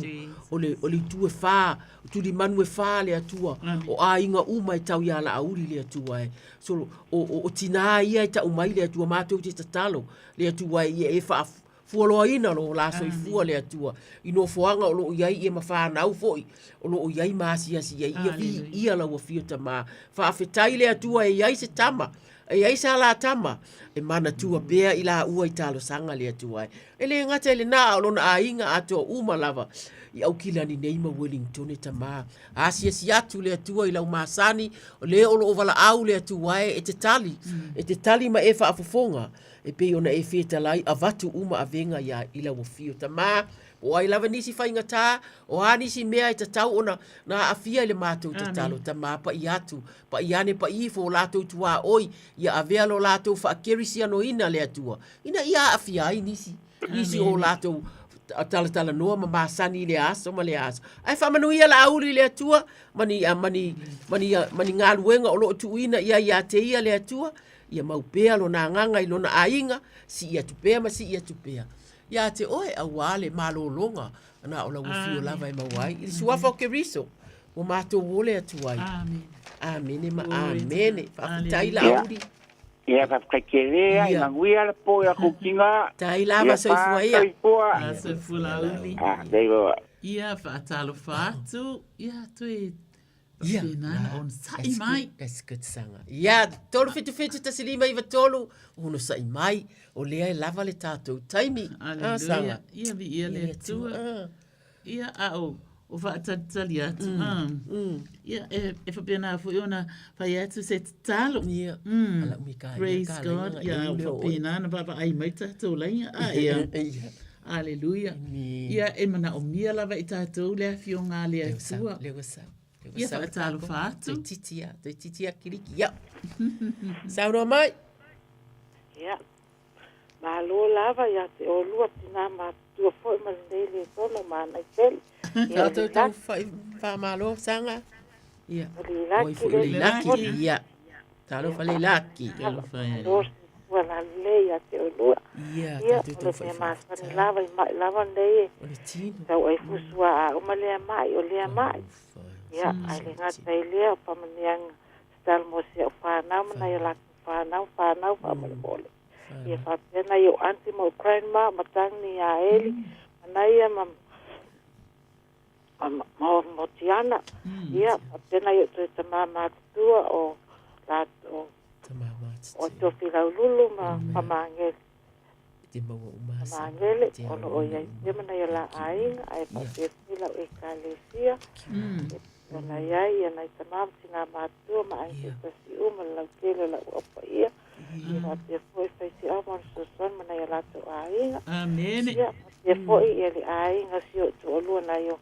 Uso patua whawhine ma lato au ainga uma ma whaaloalo lava. Ia, malo laki. Amen. Laki. Teilo o tina taulongolongo. Ia. Ai, e sila fia ele atua ia lo ngoa ai teilo o i whaimai ia lo zwafa. Whaimai ia nofo le afionga a ke riso i to tonu. Ia te auto, ia tele lava. I le poto umalava, ia o toa a wao, maapopo a iai le tasi i le tasi. Manga ia la mwaluenga le fai. A le te a popo a i lo a inga. I le fonta talo. I ta tonu lo o whaalongolongo mai di to tele o i lato. I le tato fonta talo. Ona ole na e te sa o loto a e au mai i lato. Amen. Glory to God. Lalai whai mai.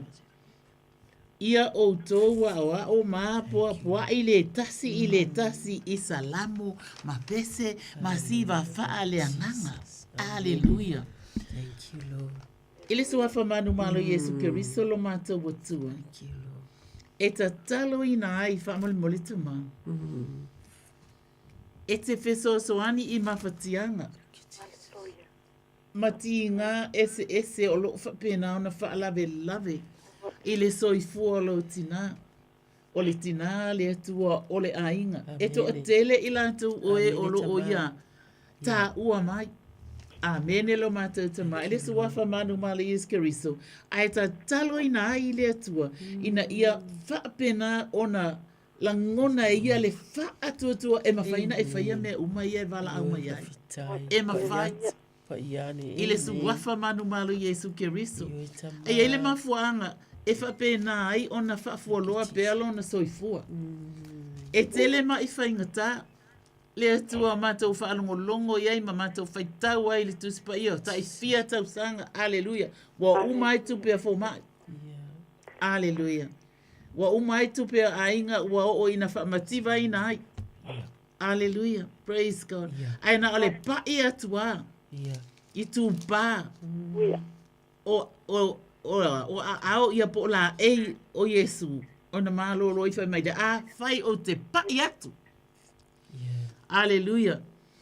I tu ia i lona la e o te malolo ai. Te wha ai oi. O ka se ke leo le whaatuatua. Whai mai ngā le paia kua ai tu a o le la e o Yesu. Whai mai lona la ngona. Pau ale mea au paia tu i langa wa kumu ke le kangaka. Ai te ilo e sa sila fia Yesu. Fa me Yesu e le tangata o pai no ia ta. Amen. Well watu le mana. Yo tamasi sia te. Hallelujah. Suafa manu malo iskeriso. Manto te tatalo ai ina ia te e whaafo. Ina ma wha manatu a tili ia te ia. O ia o le tina wha atua tua. Papia nana pai atu. Ile nganga wha atua tua. Ila eio Yesu. Waka ina le pai atua. E malolo ai. A ua fia se furu tau sanga o ngase ngase. Femelantala. Tau lava o so pai atu i tu pao o la eio Yesu o te malolo ai. Aleluia. Di ia o elo mata ua tua e ta talo ina le atua lau wha whananga lau wha malolonga le fia le oli e whai pesenga atua ia te oe mawhape atu vi ia oe le tama vi ia oe le tama le alo o le atua ma le anganga pa iai. Aleluia. Vi ia o Yesu Keriso. O ilato ufo i o tamama tinama tutua o lo o ia ta ua mai o le ainga o ia o le ainga, o le tama o le ainga, ai le ngata i lea o le whanau, le suwafa manu ma le Yesu Keriso. Ia whapena o na whapaolongia, ia ufita ina, i le mamalu o a au whamalo lo Yesu. Tama ua loa o na wala au leo a fine le atua i o na mawhitianga. Ai yeilo matau tantanunga o lo o ia te oe le tali. Vi ia oi ova o au, ia o Yesu Keriso, ngalu e atu lau mana. Yo e tama. A vatu le fia le oli fatu lai ia te ia. Oh, glory to God. Hallelujah. O ia stina e tau longo atu. E tau atu lona ainga. Pe mamao pe la tamai. O atu nuu ia ova. E leo oyo se atua longo noa. O oyo le atua tali mana o whaafofonga tatalu. E alofa fua, ma alofa muti vale. Whawhi taitele lava Yesu. Amen. Amen. Amen. Le laki. Ele luanga lei. Laki vi ele atua. Nei. Lava lua sao noanga. Nde wa pitu tausanga. Iyo. Nga e mandei ma e le tino. Ia ai reisi le tato te pola i pursa. Pursa asol ma e le langi. Amen. Ia le atua. Tato uma. Ai ia alua taliwa po i a inga pa. Uma tato por kalama. Ia pa manuia le atua i ate o lua. Ai lua a inga. Ai lava. Ia pa taitele le alofa ma le anga. Amen. Pasa i fua le laki. Aleluia.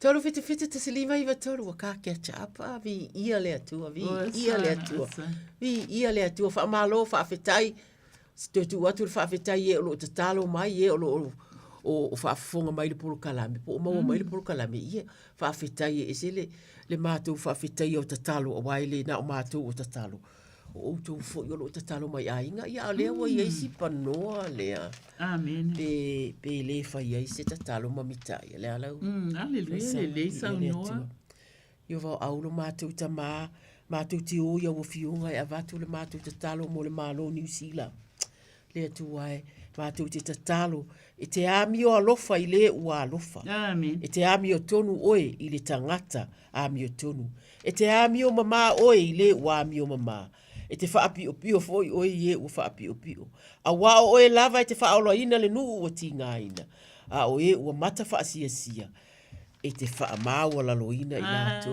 i o vau aulo tama e te le winga o au fionga le atua a o la mātou ta talo le atua ia e pa iatu ia e pa iane i ta i o la mātou malo i New Zealand nei whaafetai i le whaafoenga o tiute o lo o iai i latou whainga o whaai unga a wale manuia o New Zealand ua mātou i loa le whainga tā lo longa na iai talua i nei talo whae alu atoa ia orchards po farm sa isi tangata o isi wa whaaleanga ina o lato maota ma mea ina no fuai. Mātou te iloa le whai ngofie a o lalo lava le tu e saute le atuai mātou te tatalo a tonu i ni fuafuanga a wale fisosoani mo i lato ia maua le atua, ia maua le loto mau ina yo mātou tangata pupua ngā tia ia ia fai pea whaafeso o tainga. Mātou te talo mo e o lo advocate mo nai tangata nei le atua. I le malo a vatu ia i le atua. Le anganga o le whinau. Ina ia manuia tangata ma toi tula i mai. I le manuia i se aso o iluma le atua e. Mātou te talo fo i le atua e. Mo a inga na maua i popua ngā o na whanau ua maaliliu. Ma se tina ia maisi. Ia ifo i le na maliu talua nei e faisi na tele tama. Mātou te tatalo le atua. Pa i atu pa i ane la wafio i le wha maise i a inga le atua e. A tonu o iai se loto ita. Se loto ita. Po se le malie. Ona awala na la i le atua e. A mātou te si i atu. I la wafio leo ma lato ngā luenga le atua e. E le fai ngofie le atua. Ia a vatu ia i le tō whae ma whai ai. Le atua le mālosi. I whaafewhea o na whaatinonga o lato tiute. O le ao ma le pō, le atua e. A vatu le tomai le atua. Ia lato manatua. Ia lato manatua le atua. La lato ngā luenga. O le whaasaoina. O le saunga le mū le atua e. Po ani mea o lato mana o mia a. Mana o mia e le mata ngā luenga o leo tamā. Ia whaapea o na e whaapopo ina atu. Wasa ia i le taimi sa ta ua. E le o lava mātou leo. Whaamaise i e o whaanoanoa le atua. Whaamalulu nina i e o lo ti ngā o lato loto. Sau se taimi pe a le atua. O la wafio o le atua o taimi le atua e. Le atua o na lato maua lea le atua. Ma whaalu le whaamangalo. Amen. Le whaamangalo atu le atua e. I le nei taimi ia le atua. O se tatalo le nāmo le nei taimi. I le suafa o ke riso. Amen. Alleluia. Ia le atua. Pe utu mai le ngango le atua ia teo. Ia il nei fo i vai ngole poa o ia le avanoa a ia salon ia mo faale leinga faale leinga o reconciliation o a inga yes lord salu le tama fa mai mau o fa ilona tama a ia me lo o se yo walu sanga alleluia ia ona alu lo le alu fa mai wo uma tu ana mea ona mativa tele ai le o ia alleluia Fai mai ia wa ai mea ai pua ase tu lo le whaafonga anga. Ona o ina la i le loto a pua na toi tupu ilo na poto. Whapea i fo ilo na loto. Pe le te le ea mea ai alo utama.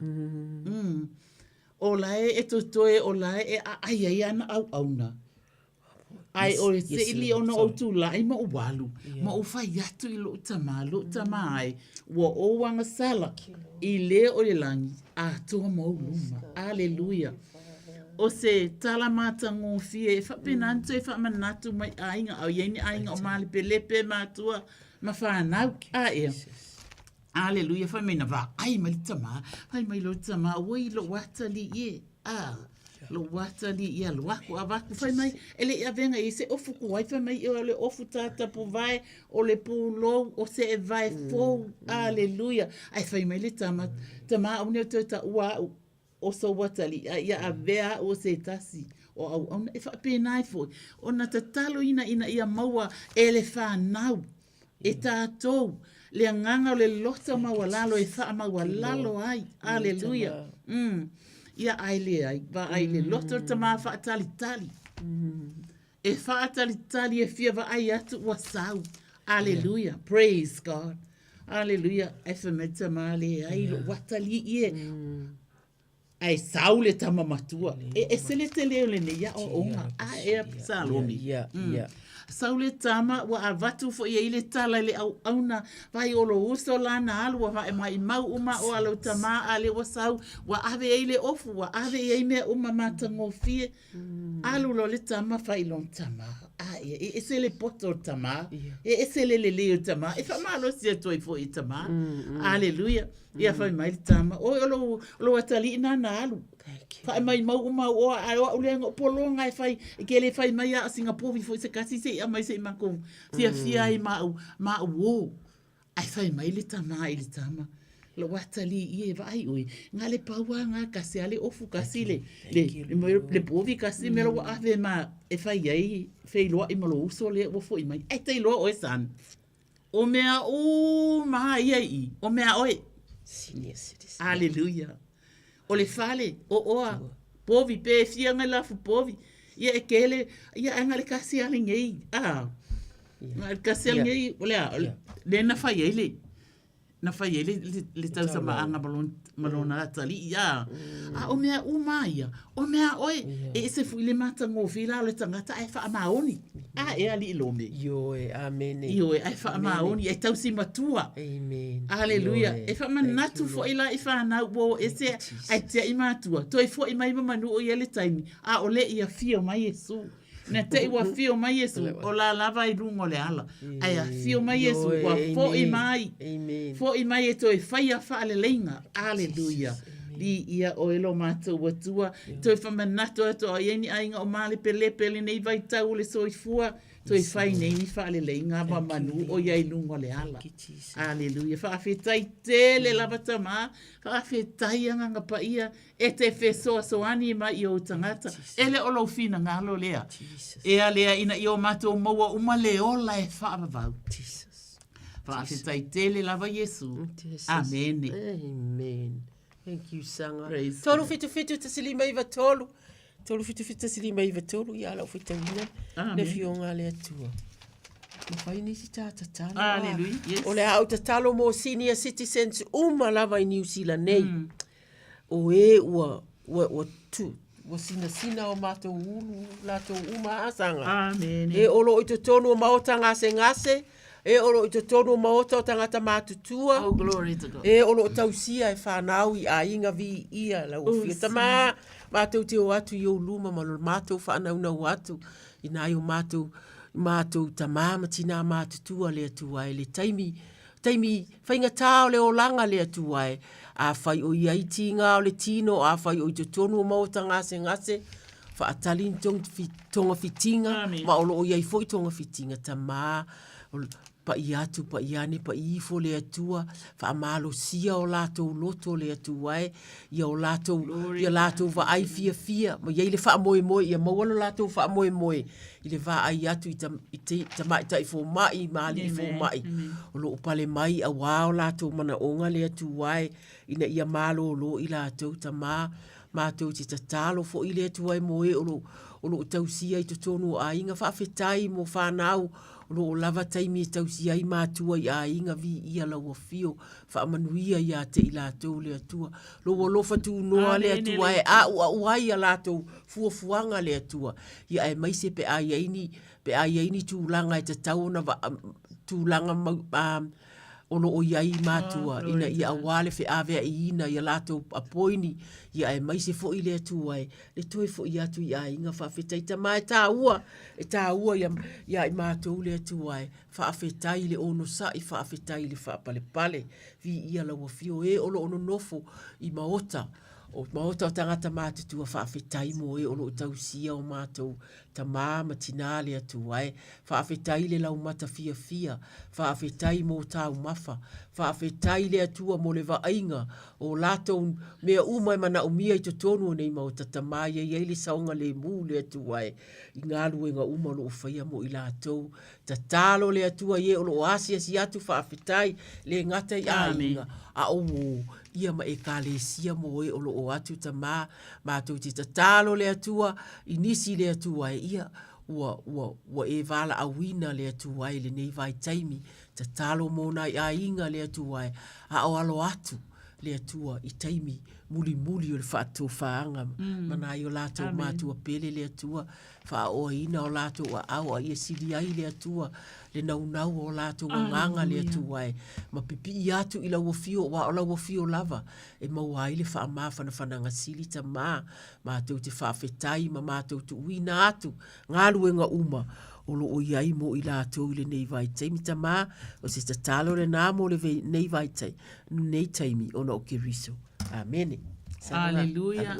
Ia, aftai tele lava i le tua tātou te tatalo ina fo ina ia whaatumu ina i tātou le ta ina le anganga pa ia. Hallelujah. Whai mai ia le Isaia e se fuluma le tasi a e tupu mai i le la au i le pongai o Yese. Whai mai e tupu e fo i le tātupu i o naa e a fio mai. ia te ia le anganga o Yehova, pai mai o le anganga o le poto, ma le mafaufau, o le anganga o le whatonunga, ma le malosi, o le anganga o le malamalama, ma le matau ia Yehova. Aleluia. Amen. Pai mai, e fia fo yo ia ele matau ia Yehova, e le whaamasino o ia e tusa, ma le sisila atu o na fufonga. Aleluia. E matatau loa tatou ia Yehova. Aleluia. E sila fia le lava e Yehova le tangata e matau ia te e whai mai e fia fo yo ia, ile matau ia Yehova, e le whaamasino ia. Yes, God. E tusa. Ma le whaamasino, ma le sisila ona fonga, e lea o aifo i o ia e tusa, ma le whaafonga ona talinga, a e whaamasino o ia, ma le tonu. Aleluia. A wafoi, o le atua, e tonu ana mea uma e whai. O lana ami o tonu e pa ia, o lona fina ngalo i o tātou uia, ma whaia a wala e fia iai, e fia iai lo uso, e fia iai lo whanau, e te fia iai, e fia iai lo tane, e fia iai lo wawā. Aleluia, praise God. Whai mai la, o le fia iai Yehova. O le tātou mālosi le nā, awa ai e whaanono anga ma mea, e maua ai wha, ia misa anga, ia pe ele anga ai. E whaanonoa. O lona winga, ele fia la le tātou atua, e whai mai, ia fia lava oe ia Yehova, o na whaia le e ia o mea e manao ia ilo loto. Awa o mea le fia, e whaatupu mai. E whaatupu poli. Aleluia. E te ia iwa pe fo ele fatu o le tasi tangata i mawhatianga ese. Ai, e toi whamanatu ai le ia i tātou. Pai mai fia lava o ia Yehova o na whaia le e ia o mea o nā e manao i ailo loto. Ia wai oi se toi sili. E manao le atua tātou te fia ia te ia. O le atua foai, o le atua whaola, o le atua lawe ai. Li ia oelo mātou watua. So wafa manu malo Yesu Keriso a o yaini a inga o whapena, o na yaini vātai, aleluia, ile so wafa manu malo Yesu Keriso, a inga mamau, a inga lata mai, le atua, ai au atu i o luma i tataro, whai mai, e whe la ta i lava i luma o lau fio. Aleluia, o le mea le atui. O wafoi, o fionga, ele pupu o au. E te pa iane, te pa iato, te pa ifo, te pa tūlai, te pa malolo, te la vea. E te fa a fia, e a vatu le oli o lato loto. Aleluia. O wa o le fia ia Yehova. O lo mātou mālo si le nā, e se lo le leita mā. Na o mea fia, mea te manao, i o mātou maua, i o mātou whaia, aleluia. A wā fo i ao o mai fo i le unga. E te manao, i o mātou fia pe ao o mai le unga. O le laloangi, a ua mātou lo, ua lata tele, lo toia fio mai. Le li ielo mātou tamā, anga le lei, le suafa manu malo Yesu Keriso, i tamā matina mātutua i tutonu a inga. O mana tatalo atu lome mo ila tu tutonu a aionga ngase. Aleluia, lo mātou watua whaamole mole. O iai ia tamā matina mātutua o whapena fo ona whai ilangi. Ia le tamā, ia po le tina. Ai whapena ona maua le whanau. Le nganga le atua e alolofa ai. To a tele tangata wa aia le malingi o le mata to tonu rest home. Mole a o e whaalongu mai li nei po a o lo i eilo tamā po o lo tina le rest home. Ia e fia whamanatu atu i ate oe. O lai nau e fia wa i ate oe. So wa whamanu malo e skere. So whamawhana whana atili se tasi o tamā. To a tele lana whanau. Ai wa tolu nei masina taluna maliu i se ona to o luele ai ma se o le ainga al buatu iai. Ia ai no nofo i o tara. Oka se loto whaanoa. Whaamanatu atu i le suwafa manu malo Yesu Keriso. Aleluia. Awane i misia o tau whaamanu ianga. Aleluia. Lo mātou watua ia whapena fu i se tasi o tamā. Waiwa se fulu o na tausanga ia. Wana alo o mātutua ana se tulou le pa ia ma le mamalu le au whaafufonga. Wana ana o atua nei lo mātutua ia o le uso o lona to o lua o maliu ia malona anti. Ia nana o atu lava i le abele to ina sai tu ia Tanu wha apena ele se lotu. Oka se whaanono o ia no fuanga o le loi mata malingi. E ai nisi o lo wha apena o na fia e o atu ia whanau e asi mato e au mai. Tu uai se i o le weekend to e o atu ave. Ia o nisi oka o le loi mata malingi. Aleluia. Mole le suafa manu malo is geri so e fa fonga mai o yai so auntie po so anko o yai ina o yai fo se fa evangelia ua fa apena o naiva se fulu male tolu o na tausanga. Aleluia, ua ta waso ele ai so na ainga ai sa alu e ta la ile tala lele tasi le ainga fai au a tonu ai o fa fonga mai le ne ainga. Aleluia, le lotu AOG, hallelujah. Ele ainga ai talu ai o lo lato i loa ina le ngaluenga na fai le neitina. Aleluia. Ia e watu e watu sina i puvai, wa watu e paule na le mea na se vai mawhana e inu wai le tina. Aleluia. Ai fai mai lana tala, alu watu ia i ina, ai ise me mawhatia elo na lote, o na alu le ia i ori tina, na na latu apai, e ta umai ai, o la lava ia le whau unga i le tina ale nei. O ana ngā luenga sa whai, i le soa whamanu malo iskeriso, ia whamanatu atu ia te utau, a whai o iei o tau a inga. Whaapenai to tono no foanga whaapenei. Alofa atu ia i lato. Pesoa soani atu ia i lato. Whaapenana whaamawhana o e wā ai. Aleluia. Whaamanuia tele fo ile atua ia li imata maitai o nei no foanga. E se le anga le lei. Wa wā ai atu iai ilo lato alolofa. Ma whaatanga mai. Whaatanga mai ma ua male stasio uso e o atu iai. E whai lotu, e whai pesenga. Aleluia, bi ia le atua. Le ali ia lo mātou tama. Anga le le ia i lato uma. Oh, glorify your holy name. Iai fo inisio tama whai te au. Ua mātutua lava. Iai fo inisio alo o whai te au tauta ua o sa moia so. Ua mawai. O lo o iai. Aleluia. Ia ai o lo o anga le lei atu e o lato a inga. A o le to o tele o nai tangata. Oka, o na o le loi mata malingi ma le whaanoa noa. Ia ai wha mole mole suafa manu ma le skeris. Ai a ina loto nei tangata. E o atu, e asi na i o lato tangata. E lo suafa, Yesu. Amene. E le tanto request le wasa lungo le tanto poklame a lome ma talo sanga ya mai ya Rasela tilo mai Willy. Mana mia se tano le famalo longa mo le tina ya tau mai a Willy. Oh, praise God. Tau mai a Willy. Mo mia se tano le famalo longa mo le tina i tinga o le tino lo fianga ye mai a. Tau mai a. Mana onga mai a Rasela tilo mai Willy. Faftai. Aleluia.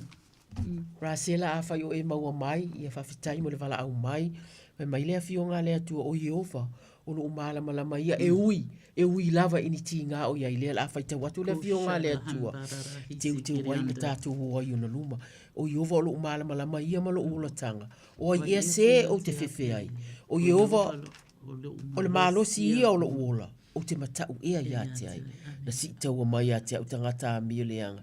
Ina ia ailo utino, o e sawa mai e ita mai a te au. O na tausu ai leo i la tau ma la tau pāu.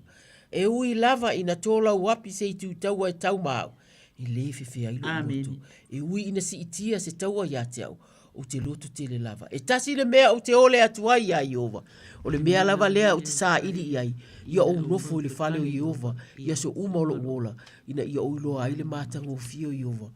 Ma ou sa ili ilo na mala malama tama ma tau te si iatu le mana o Rasela na wala au mai mo tau mai au mili te whaaflau whaamalolonga le atua whaafetai au whetalainga le atua e whaafetai i salamo ia maua fionga uma o mātou o ia i le atua e a whatu ai la mātou te talo i la wafio ta mātou te talitonu o lo asi le ainga o lo iloa tūlanga o lo iai tau maia ai mātou te talo mo alii ma tamaita i fōmai le atua o e o lo iai si tina le atua e pa i atu pa i ane iai lau whau unga i lima ma a au o e o doctors ma nurses le atua e e o lo va ia le atua e mato te tatalo le atua ia fa mala mala maina io mato a inga po ato nga fitinga o lo faia mo mato tangata le atua i tonu ina ia mala malama malato i lo le atua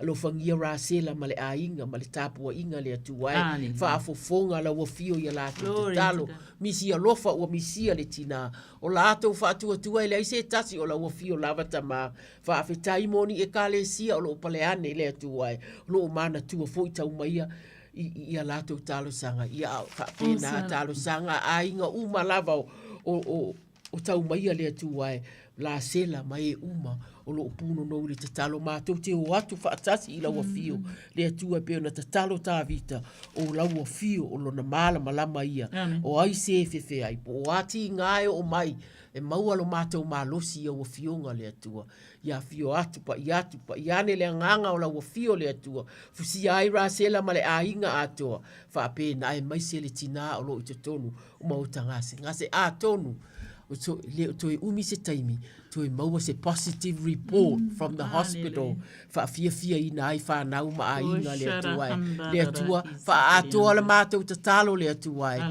ona o ke rise o matou wo le atua amen ma amen anu fai any more yeah la wa lutilo mai e ape ia la tatalo mo mau tanga senga vi ia le atua sa mo to fita se lima iva tolu ia e a foi e ta ua pe ona fa sanga sta pena sta amen hallelujah la te talo atu sanga ia ona o talo foi le a le la vai mita i laina tolu fitu te silima i tolu awole ma alili o ao tangwa e mai e fa lave ia sauma na mo mitinga la fa ilu mo le fa talinga o le to vala au mai sanga amen glorify your holy name Father amen hallelujah fai maile e pere lua fai pues rumas fa.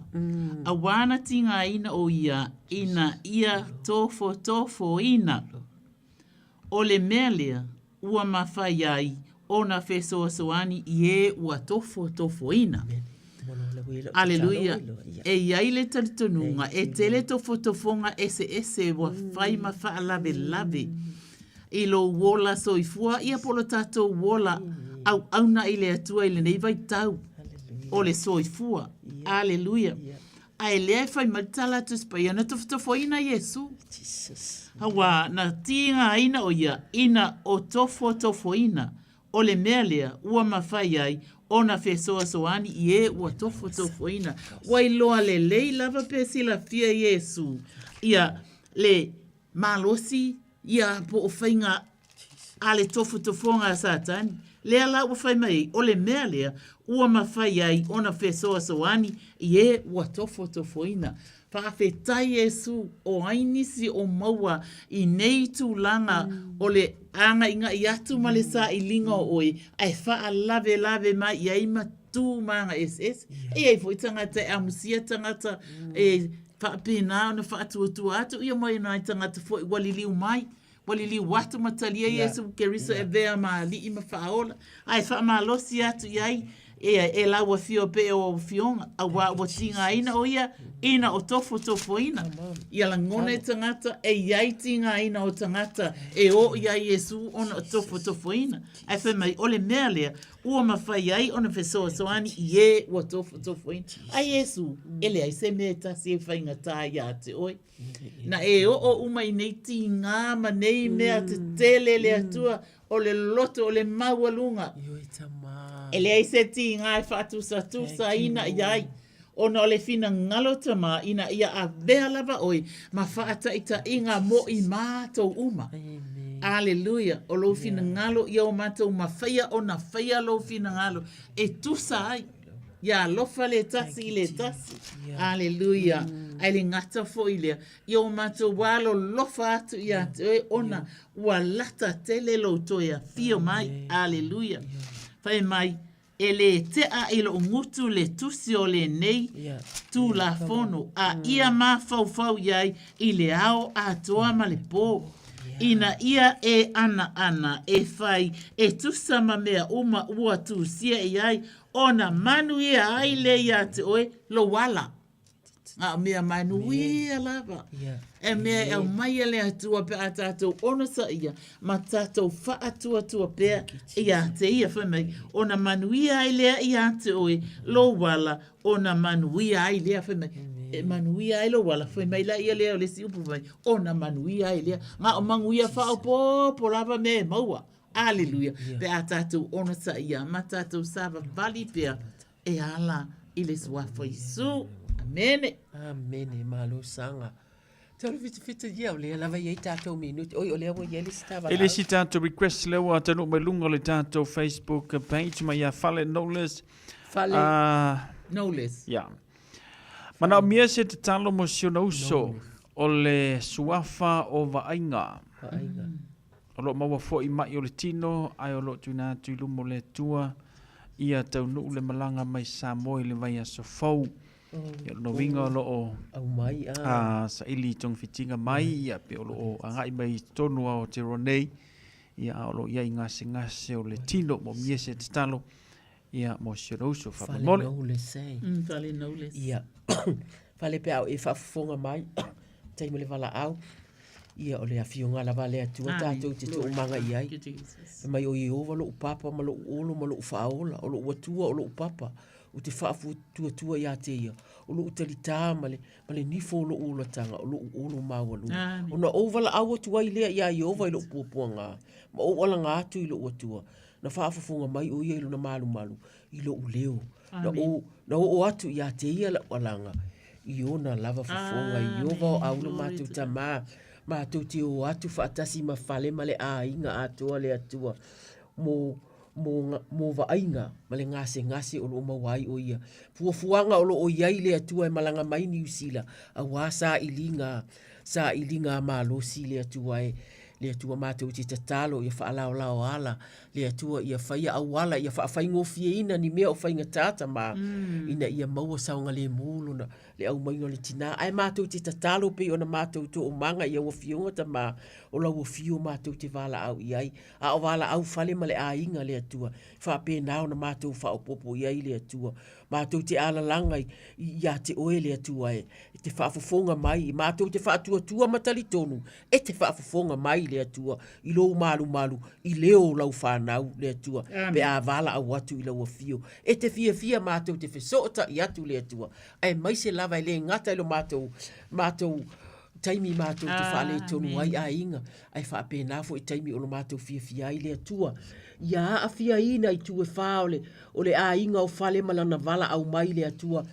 wha te talo mo le file mu o ke riso i te tonu i lātou tātou whaataua ina tonga fitinga tātou manatua tālo sanga o lo ave le atua e se lava le lipoti ale fō mai e se le lipoti mai le atua ma le anganga pa ia ta mā o le atua whai vāvenga o le atua whai mea maptautia le atua whai loa mātou te tatalo mātou te le fefe pe matamuli e tatalo whaai loa lo wanga le lei le atua whaali lo matautia le atua ia Vaainga ma mea o lo fia maua ilo na so longa manuia o la mātou tatalo lea e ala lava ilo mātou wali o ke riso amene ma amene Aleluia ia e se vela au sau se fai se tātou tatalo alright ia aleluia ia e fo ia le tatalo e fia faia ona i tangata fo i pe ye maua i le mā ia po le masiasi ona o upu fai a tangata ia ai fai mai la le tala tu spaia e la si fafine pa mai o si fafine tai le vai eli i Samaria o le fine Samaria o le fafine la e mai o le mai inusia e le mana o la initina ia le mai ai na o tamalo loa e le mana o foi e se fo mai tama o le mai ke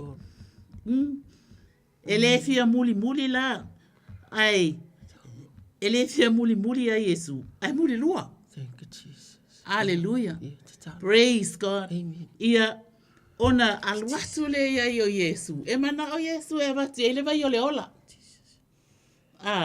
Wa foi wa alu lafi. O fa pena se o langa o seisi. Ai o mai, ele ai ma se o itato i mama. Ai ona o Yesu, wa tato mau ai le fa manga longa. Ai alu lafi se longa wale ni tangata. Ona alu le ile vai.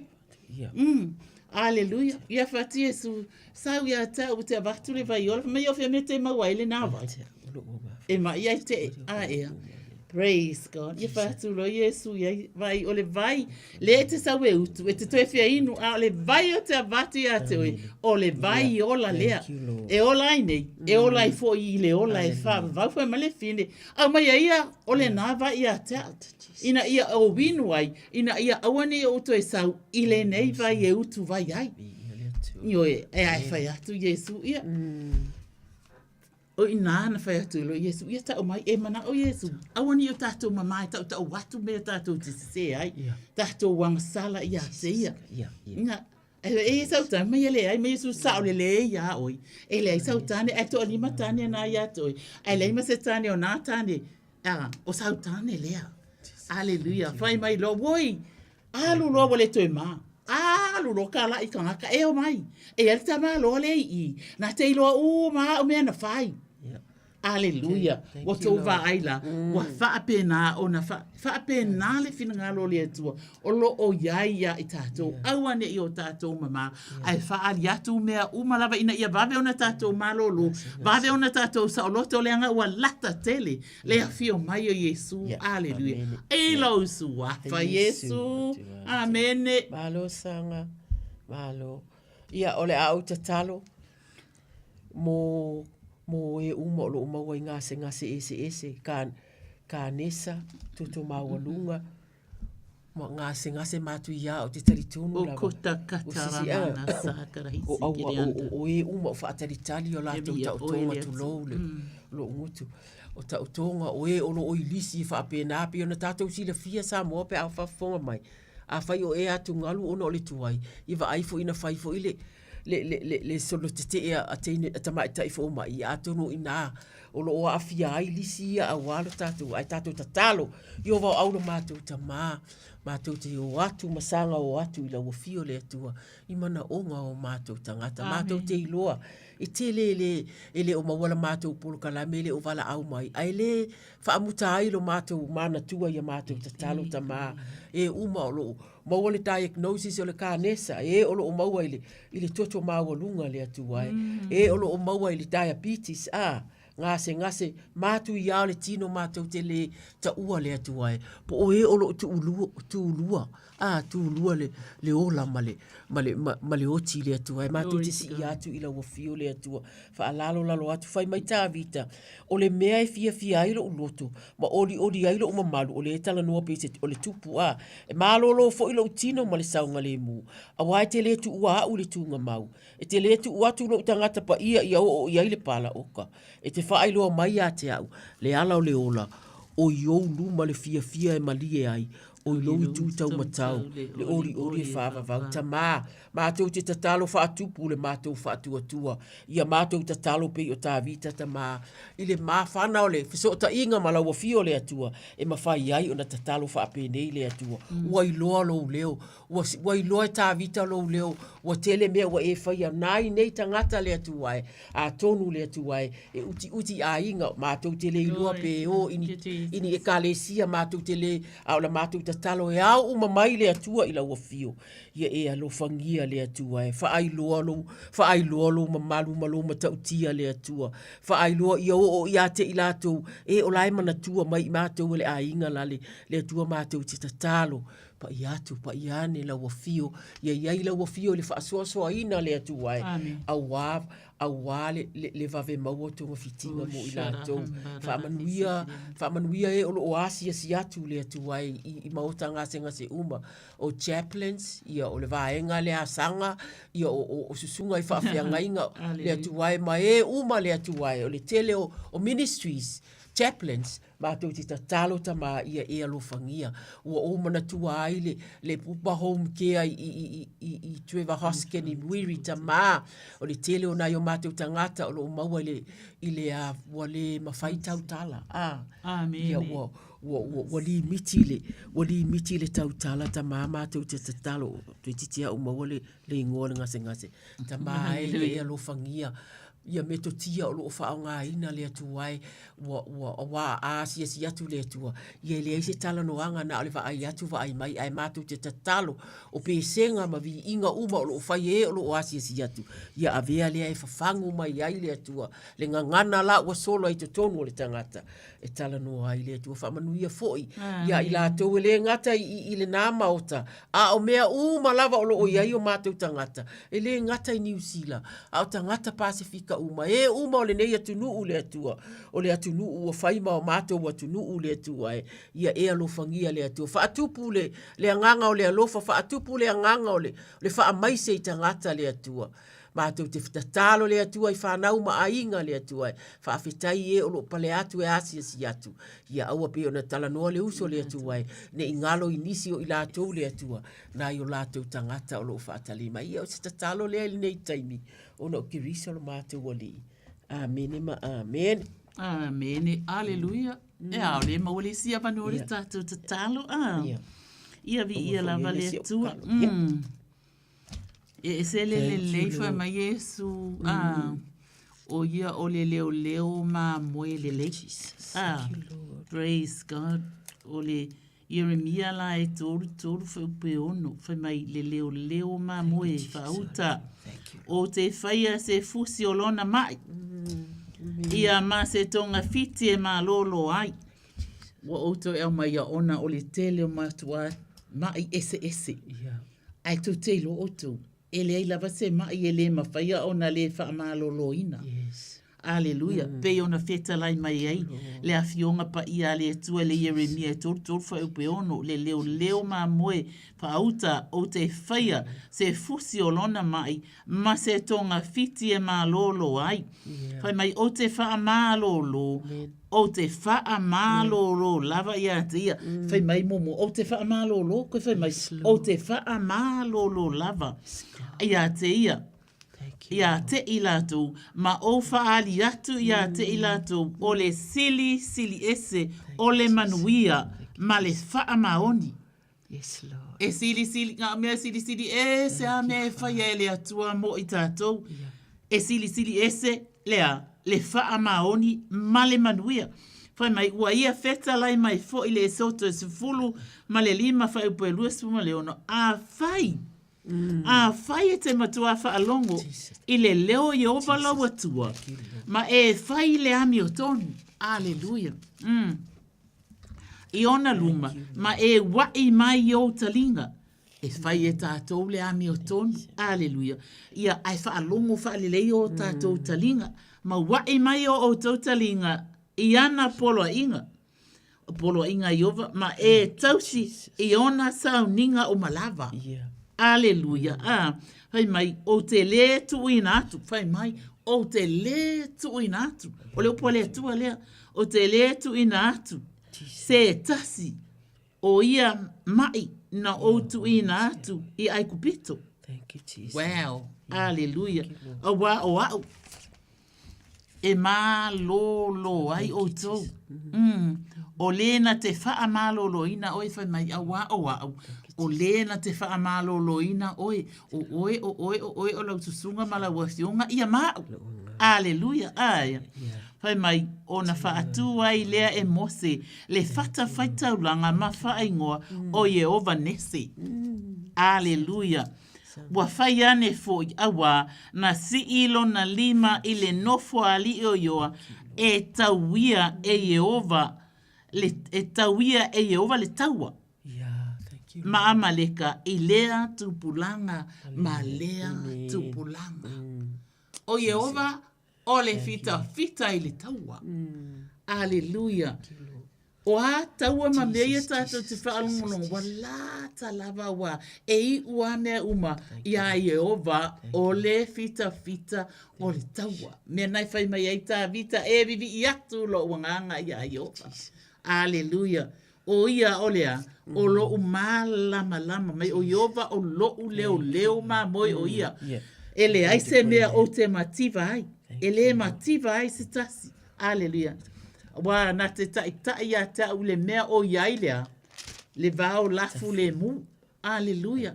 Na o mea le mua e lafu mana naia. E maa whana. A malu foi. Aleluia. E wha sabili ngia ai lo soifua. Ile sabili ole ola. Mana va ola. Fia e ola. Aleluia. Ai ule olanga nei. E fia fo ile ola e whaavavau. Aleluia. Ile suwafa manu malu Yesu Keriso. Ni ia le atua sa moe lau whafonga anga. Ile nei a fia o fea lava e whaalongo mai ai. Amen. Amen. Atono se te Ele si tātou okay. Mana o ngale saulungo le tātou Facebook page mai a whaasengi Kauau. Whaasengi Kauau? Kalofa. All the way from Virginia, America. O le ngase. Salona ulo whamai o le te ulo pula tonu le ngase le o le Alheima. Ia po le loto ngalo mane leanga o le mawhauwhau. Ia masalo taimi fu le le ai. E lo se loto ngalo. A pe fu le yeli taimi fu le ya tātou e le ingi me i le mawhauwhau. Le ise mawhauwhau le lei. Mantua sos tangata. Mawhauwhau ngā fu le peua tulanga whapena. Elo ieni me le le mawhauwhau. Masalo pe o li vaenga fu le e whao Sofia ai o lona mawhauwhau. Ia na urua si la fia vaenga le na. Ia mana miela se te talo mo i le vaenga le fiafi. Ia ma taurunga le tātou porkalam. Aleluia. Ia le atua. Whaasengi a whai o e whaafufonga mai lava malo. Malo le alo. Malo le alo. Ma mao ono le sa ilinga o le. Si ulinga o le whaamangalunga. O le a whai tau le fionga le atua. O mta talo ai le mo Virginia. Whai mai le fionga le atua salamo i tolu ono. Glory. Iova o le langi lo walofa. Mo o lava iao lo whaamaoni. E pei o le atu maunga o le atua la wami o tonu. O le moana sau au whaamasinonga. Ieo vai, wa ola ia te oi tangata atua mamanu. Le atu wae ma e ulava lo walofa. O le mea lea e whaatua tuai tangata. I le paolo wa pa au tamaa. Mātou te o atu ma whaasengi ma lo mātou nauna watu le atu wae. Ie lau whaamalo o longa ia Virginia. Le o maua tonu a lo ngase, le lona ngase le atu wae. A tonu ua lewa na ta wivi ia le atua. Ia, wa alo mamau mai lava. Ai mātou te tatalo pa i atu ia whaasengi ma le ainga atua o lo si o ina Virginia ia lātou tatalo. Mātou no foi atu wae le atu wae. Malo mātou a ngangata mā pa i atu, pa i ane, pa i ifo wa au le atu wae. O a uma fuafuanga, o a uma le diagnosis ma fo mai, ma le o iei le poto le atu wae. Ta mai ta ifo ma i mātou te tatalo le atua. O la wafio o le atua whaamalo lo. O le atua whaivavenga. O le atua e alofa pea, e alofa muti vale. O le atua e tali i le tatalo atua o na tangata. O le atua e ava noa. E ava noa mo le tangata. E vala au watu i taimi uma lava tata. Tama lea ua mātou whaitau ia ua fionga le atua e.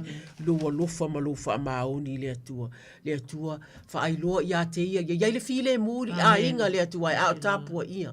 Ia le file mu le atua. Alo pea, whai pea, ngā luenga e whianga iai le atua. Ia iai lea i o lātou loto mamanatu ta mai le na o lātou o lo tataloina le atu ai le ngase ua maua ia Virginia. Tatalo mo Virginia, in the name of Jesus, we speak life. Amen. We speak healing. Amen. We speak hope over you. Amen. We speak the anointing of Christ on the hands of the doctors and the nurse. We say no. We say no to the diagnosis, but we say yes to healing. Awa, ele ai se si vala au ila wo fio tama pe ale ai so na fatua tama ma to ti tatalo le atua. A fia ina le fa ale nganga le nei a inga le atua. Ona ole nau. Ma le nau ina ia maua le whaamalo longa le atua. Whaalau tele ina. Ia fia ina i tisi atua a inga le atua e. Ia maua se tala fia. A positive report le atua. Le whaamoe. Awa ola ua fio. e mawai lo mātou whaamoe. O le tatalo lea la atu ia ke riso lo mātou wali. Whaamanuia whaasengi ka wauma le ainga atua. Ona o ke riso. Amene ma amene. Vi ia oe tamā. Sa moae ia ua mātou o mai. Isi ui o le mātou polo kalame malo tatalo sanga. Malo le tatalo wha malo e monina. Na maali lili a mātou laina se itulou o lo ngutu male ngangana.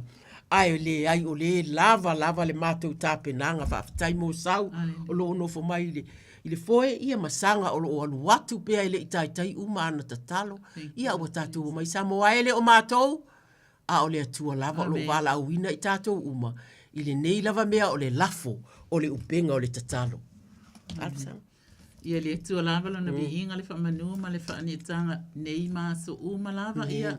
So whaia, so i fua Samoa. So i fua ia. Se uli pule tiu ato. So i fua Samoa.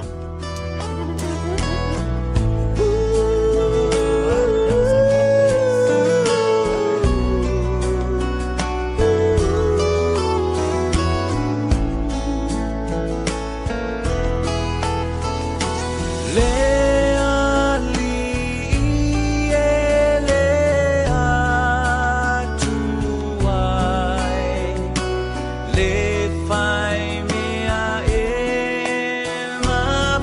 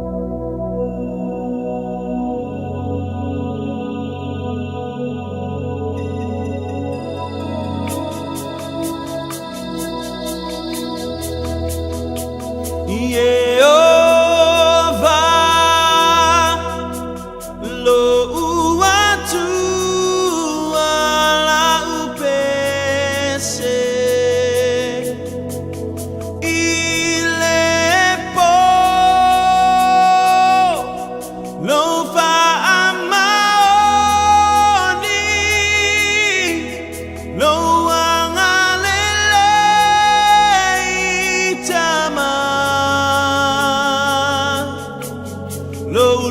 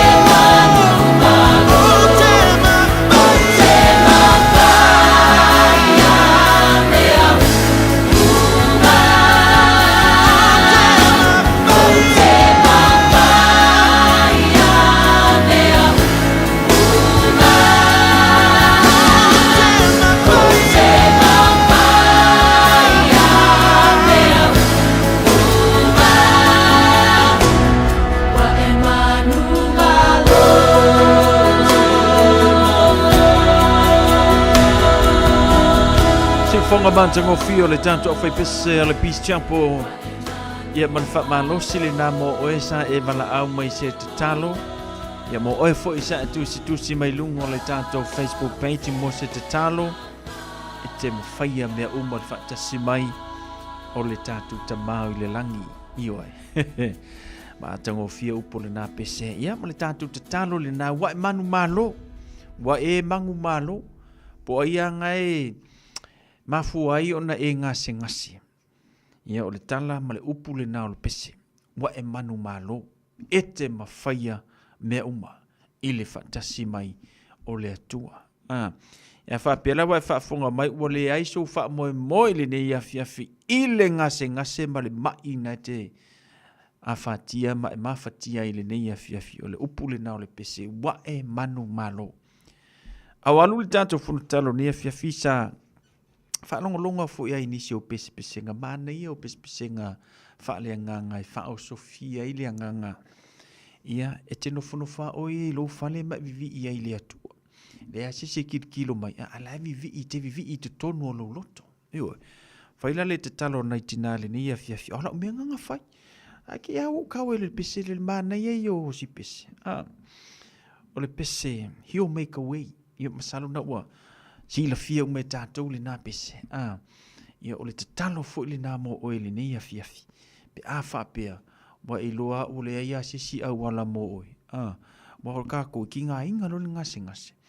E kasi ale mawhauwhau o le oki. Ia ai ei le isi la asanga mo tātou le te talo. Ia ma le tātou whaatua i le atua soani mai. Ia tātou mawhatianga. Whaatai nei tina, Salome Mitchell le ngata fo lea talo sanga sa yuli politiu atoa mo le tātou Port Kalame o le fonu te talo i le neia fiafi whaatai fo i mo otou. Ia sa te talo whaatasi mai mātou i le tātou Port Kalame pe ona masani ai anga leile atua mo otou. Manuia tele ma malolongo le neia fiafi ma. Aua nei ngalo ia te oe ua e manu malo o le sikeimi. E ke feio lai ke li kakalo i leli. E fe mai pot pese he'll make a way for you. E ke live longa i lingi o langa. I o kipa pole. Full of sorrow and doubt, you saw a trickle of sunlight, but you found no escape. But just hold on to his promises. He said that he'd make a way. For he'll make a way in the middle of nowhere, when it seems no one really cares. He's there by your side. For he'll make a way when you feel Satan closing. Don't give up, don't give in. He'll make a way right on time.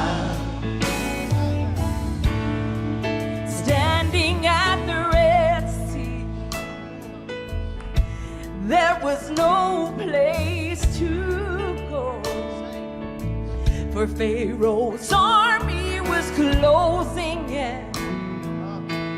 You see, they'd soon overthrow. Oh, but right out of nowhere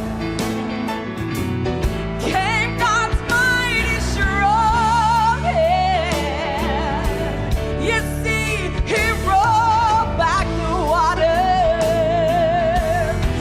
He made a way out again. Oh, He'll make a way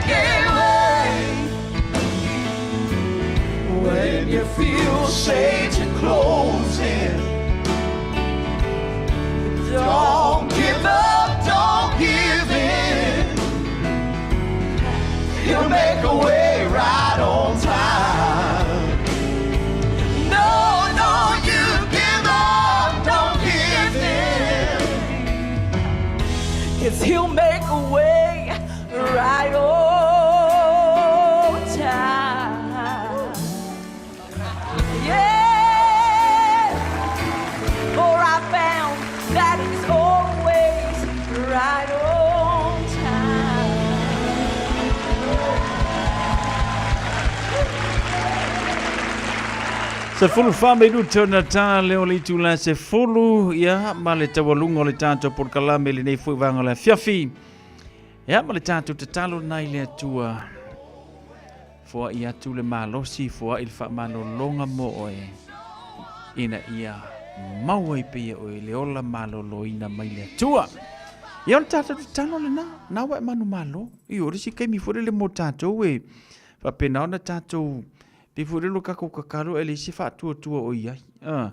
Ia ai mana mia le tātou fatua tua ma le tātou te talo ina ianga le lei mai le tua i ngase o fea ngai ma tātou. Manuia tele malolongo le neipo, manuia fuafuanga mo le aso a tai au. Ia me se porkala me whanga solo. Whira i tātou le aso ngafui le lofa maranga le lei o le tua. Ha mangalo mai le te o auna ia pe a iei se whamatalanga o le tau tamale i whalo le tua. Lo o tau whingalo. Manuia fuafuanga tai au. Mana tua le lotu le aso sa.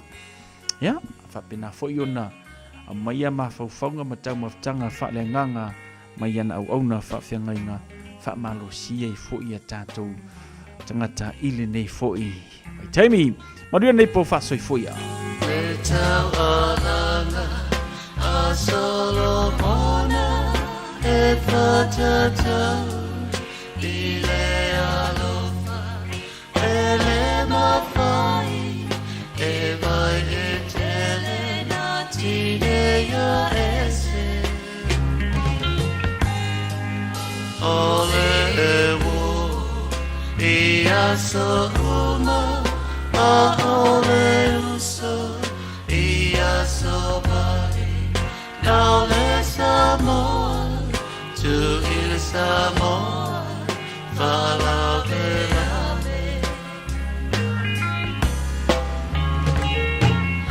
ai whaano anoa,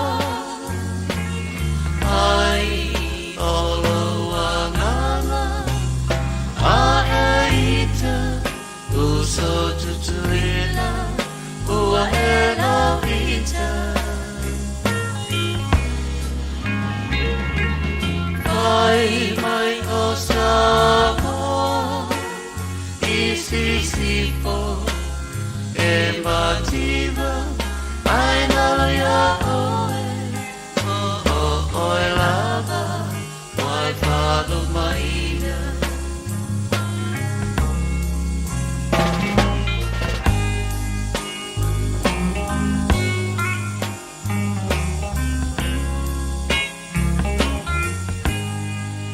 Ai mai e telea ole tanata. I know la umana a se paga ole pu ai le wa masa ai uidea o te talia malo uloto fia fia ule oe se o tele abana ia ai fa ano ai olo anganga a eita uso tutuila ua e la vita. Ai mai o Samoa, isi si po.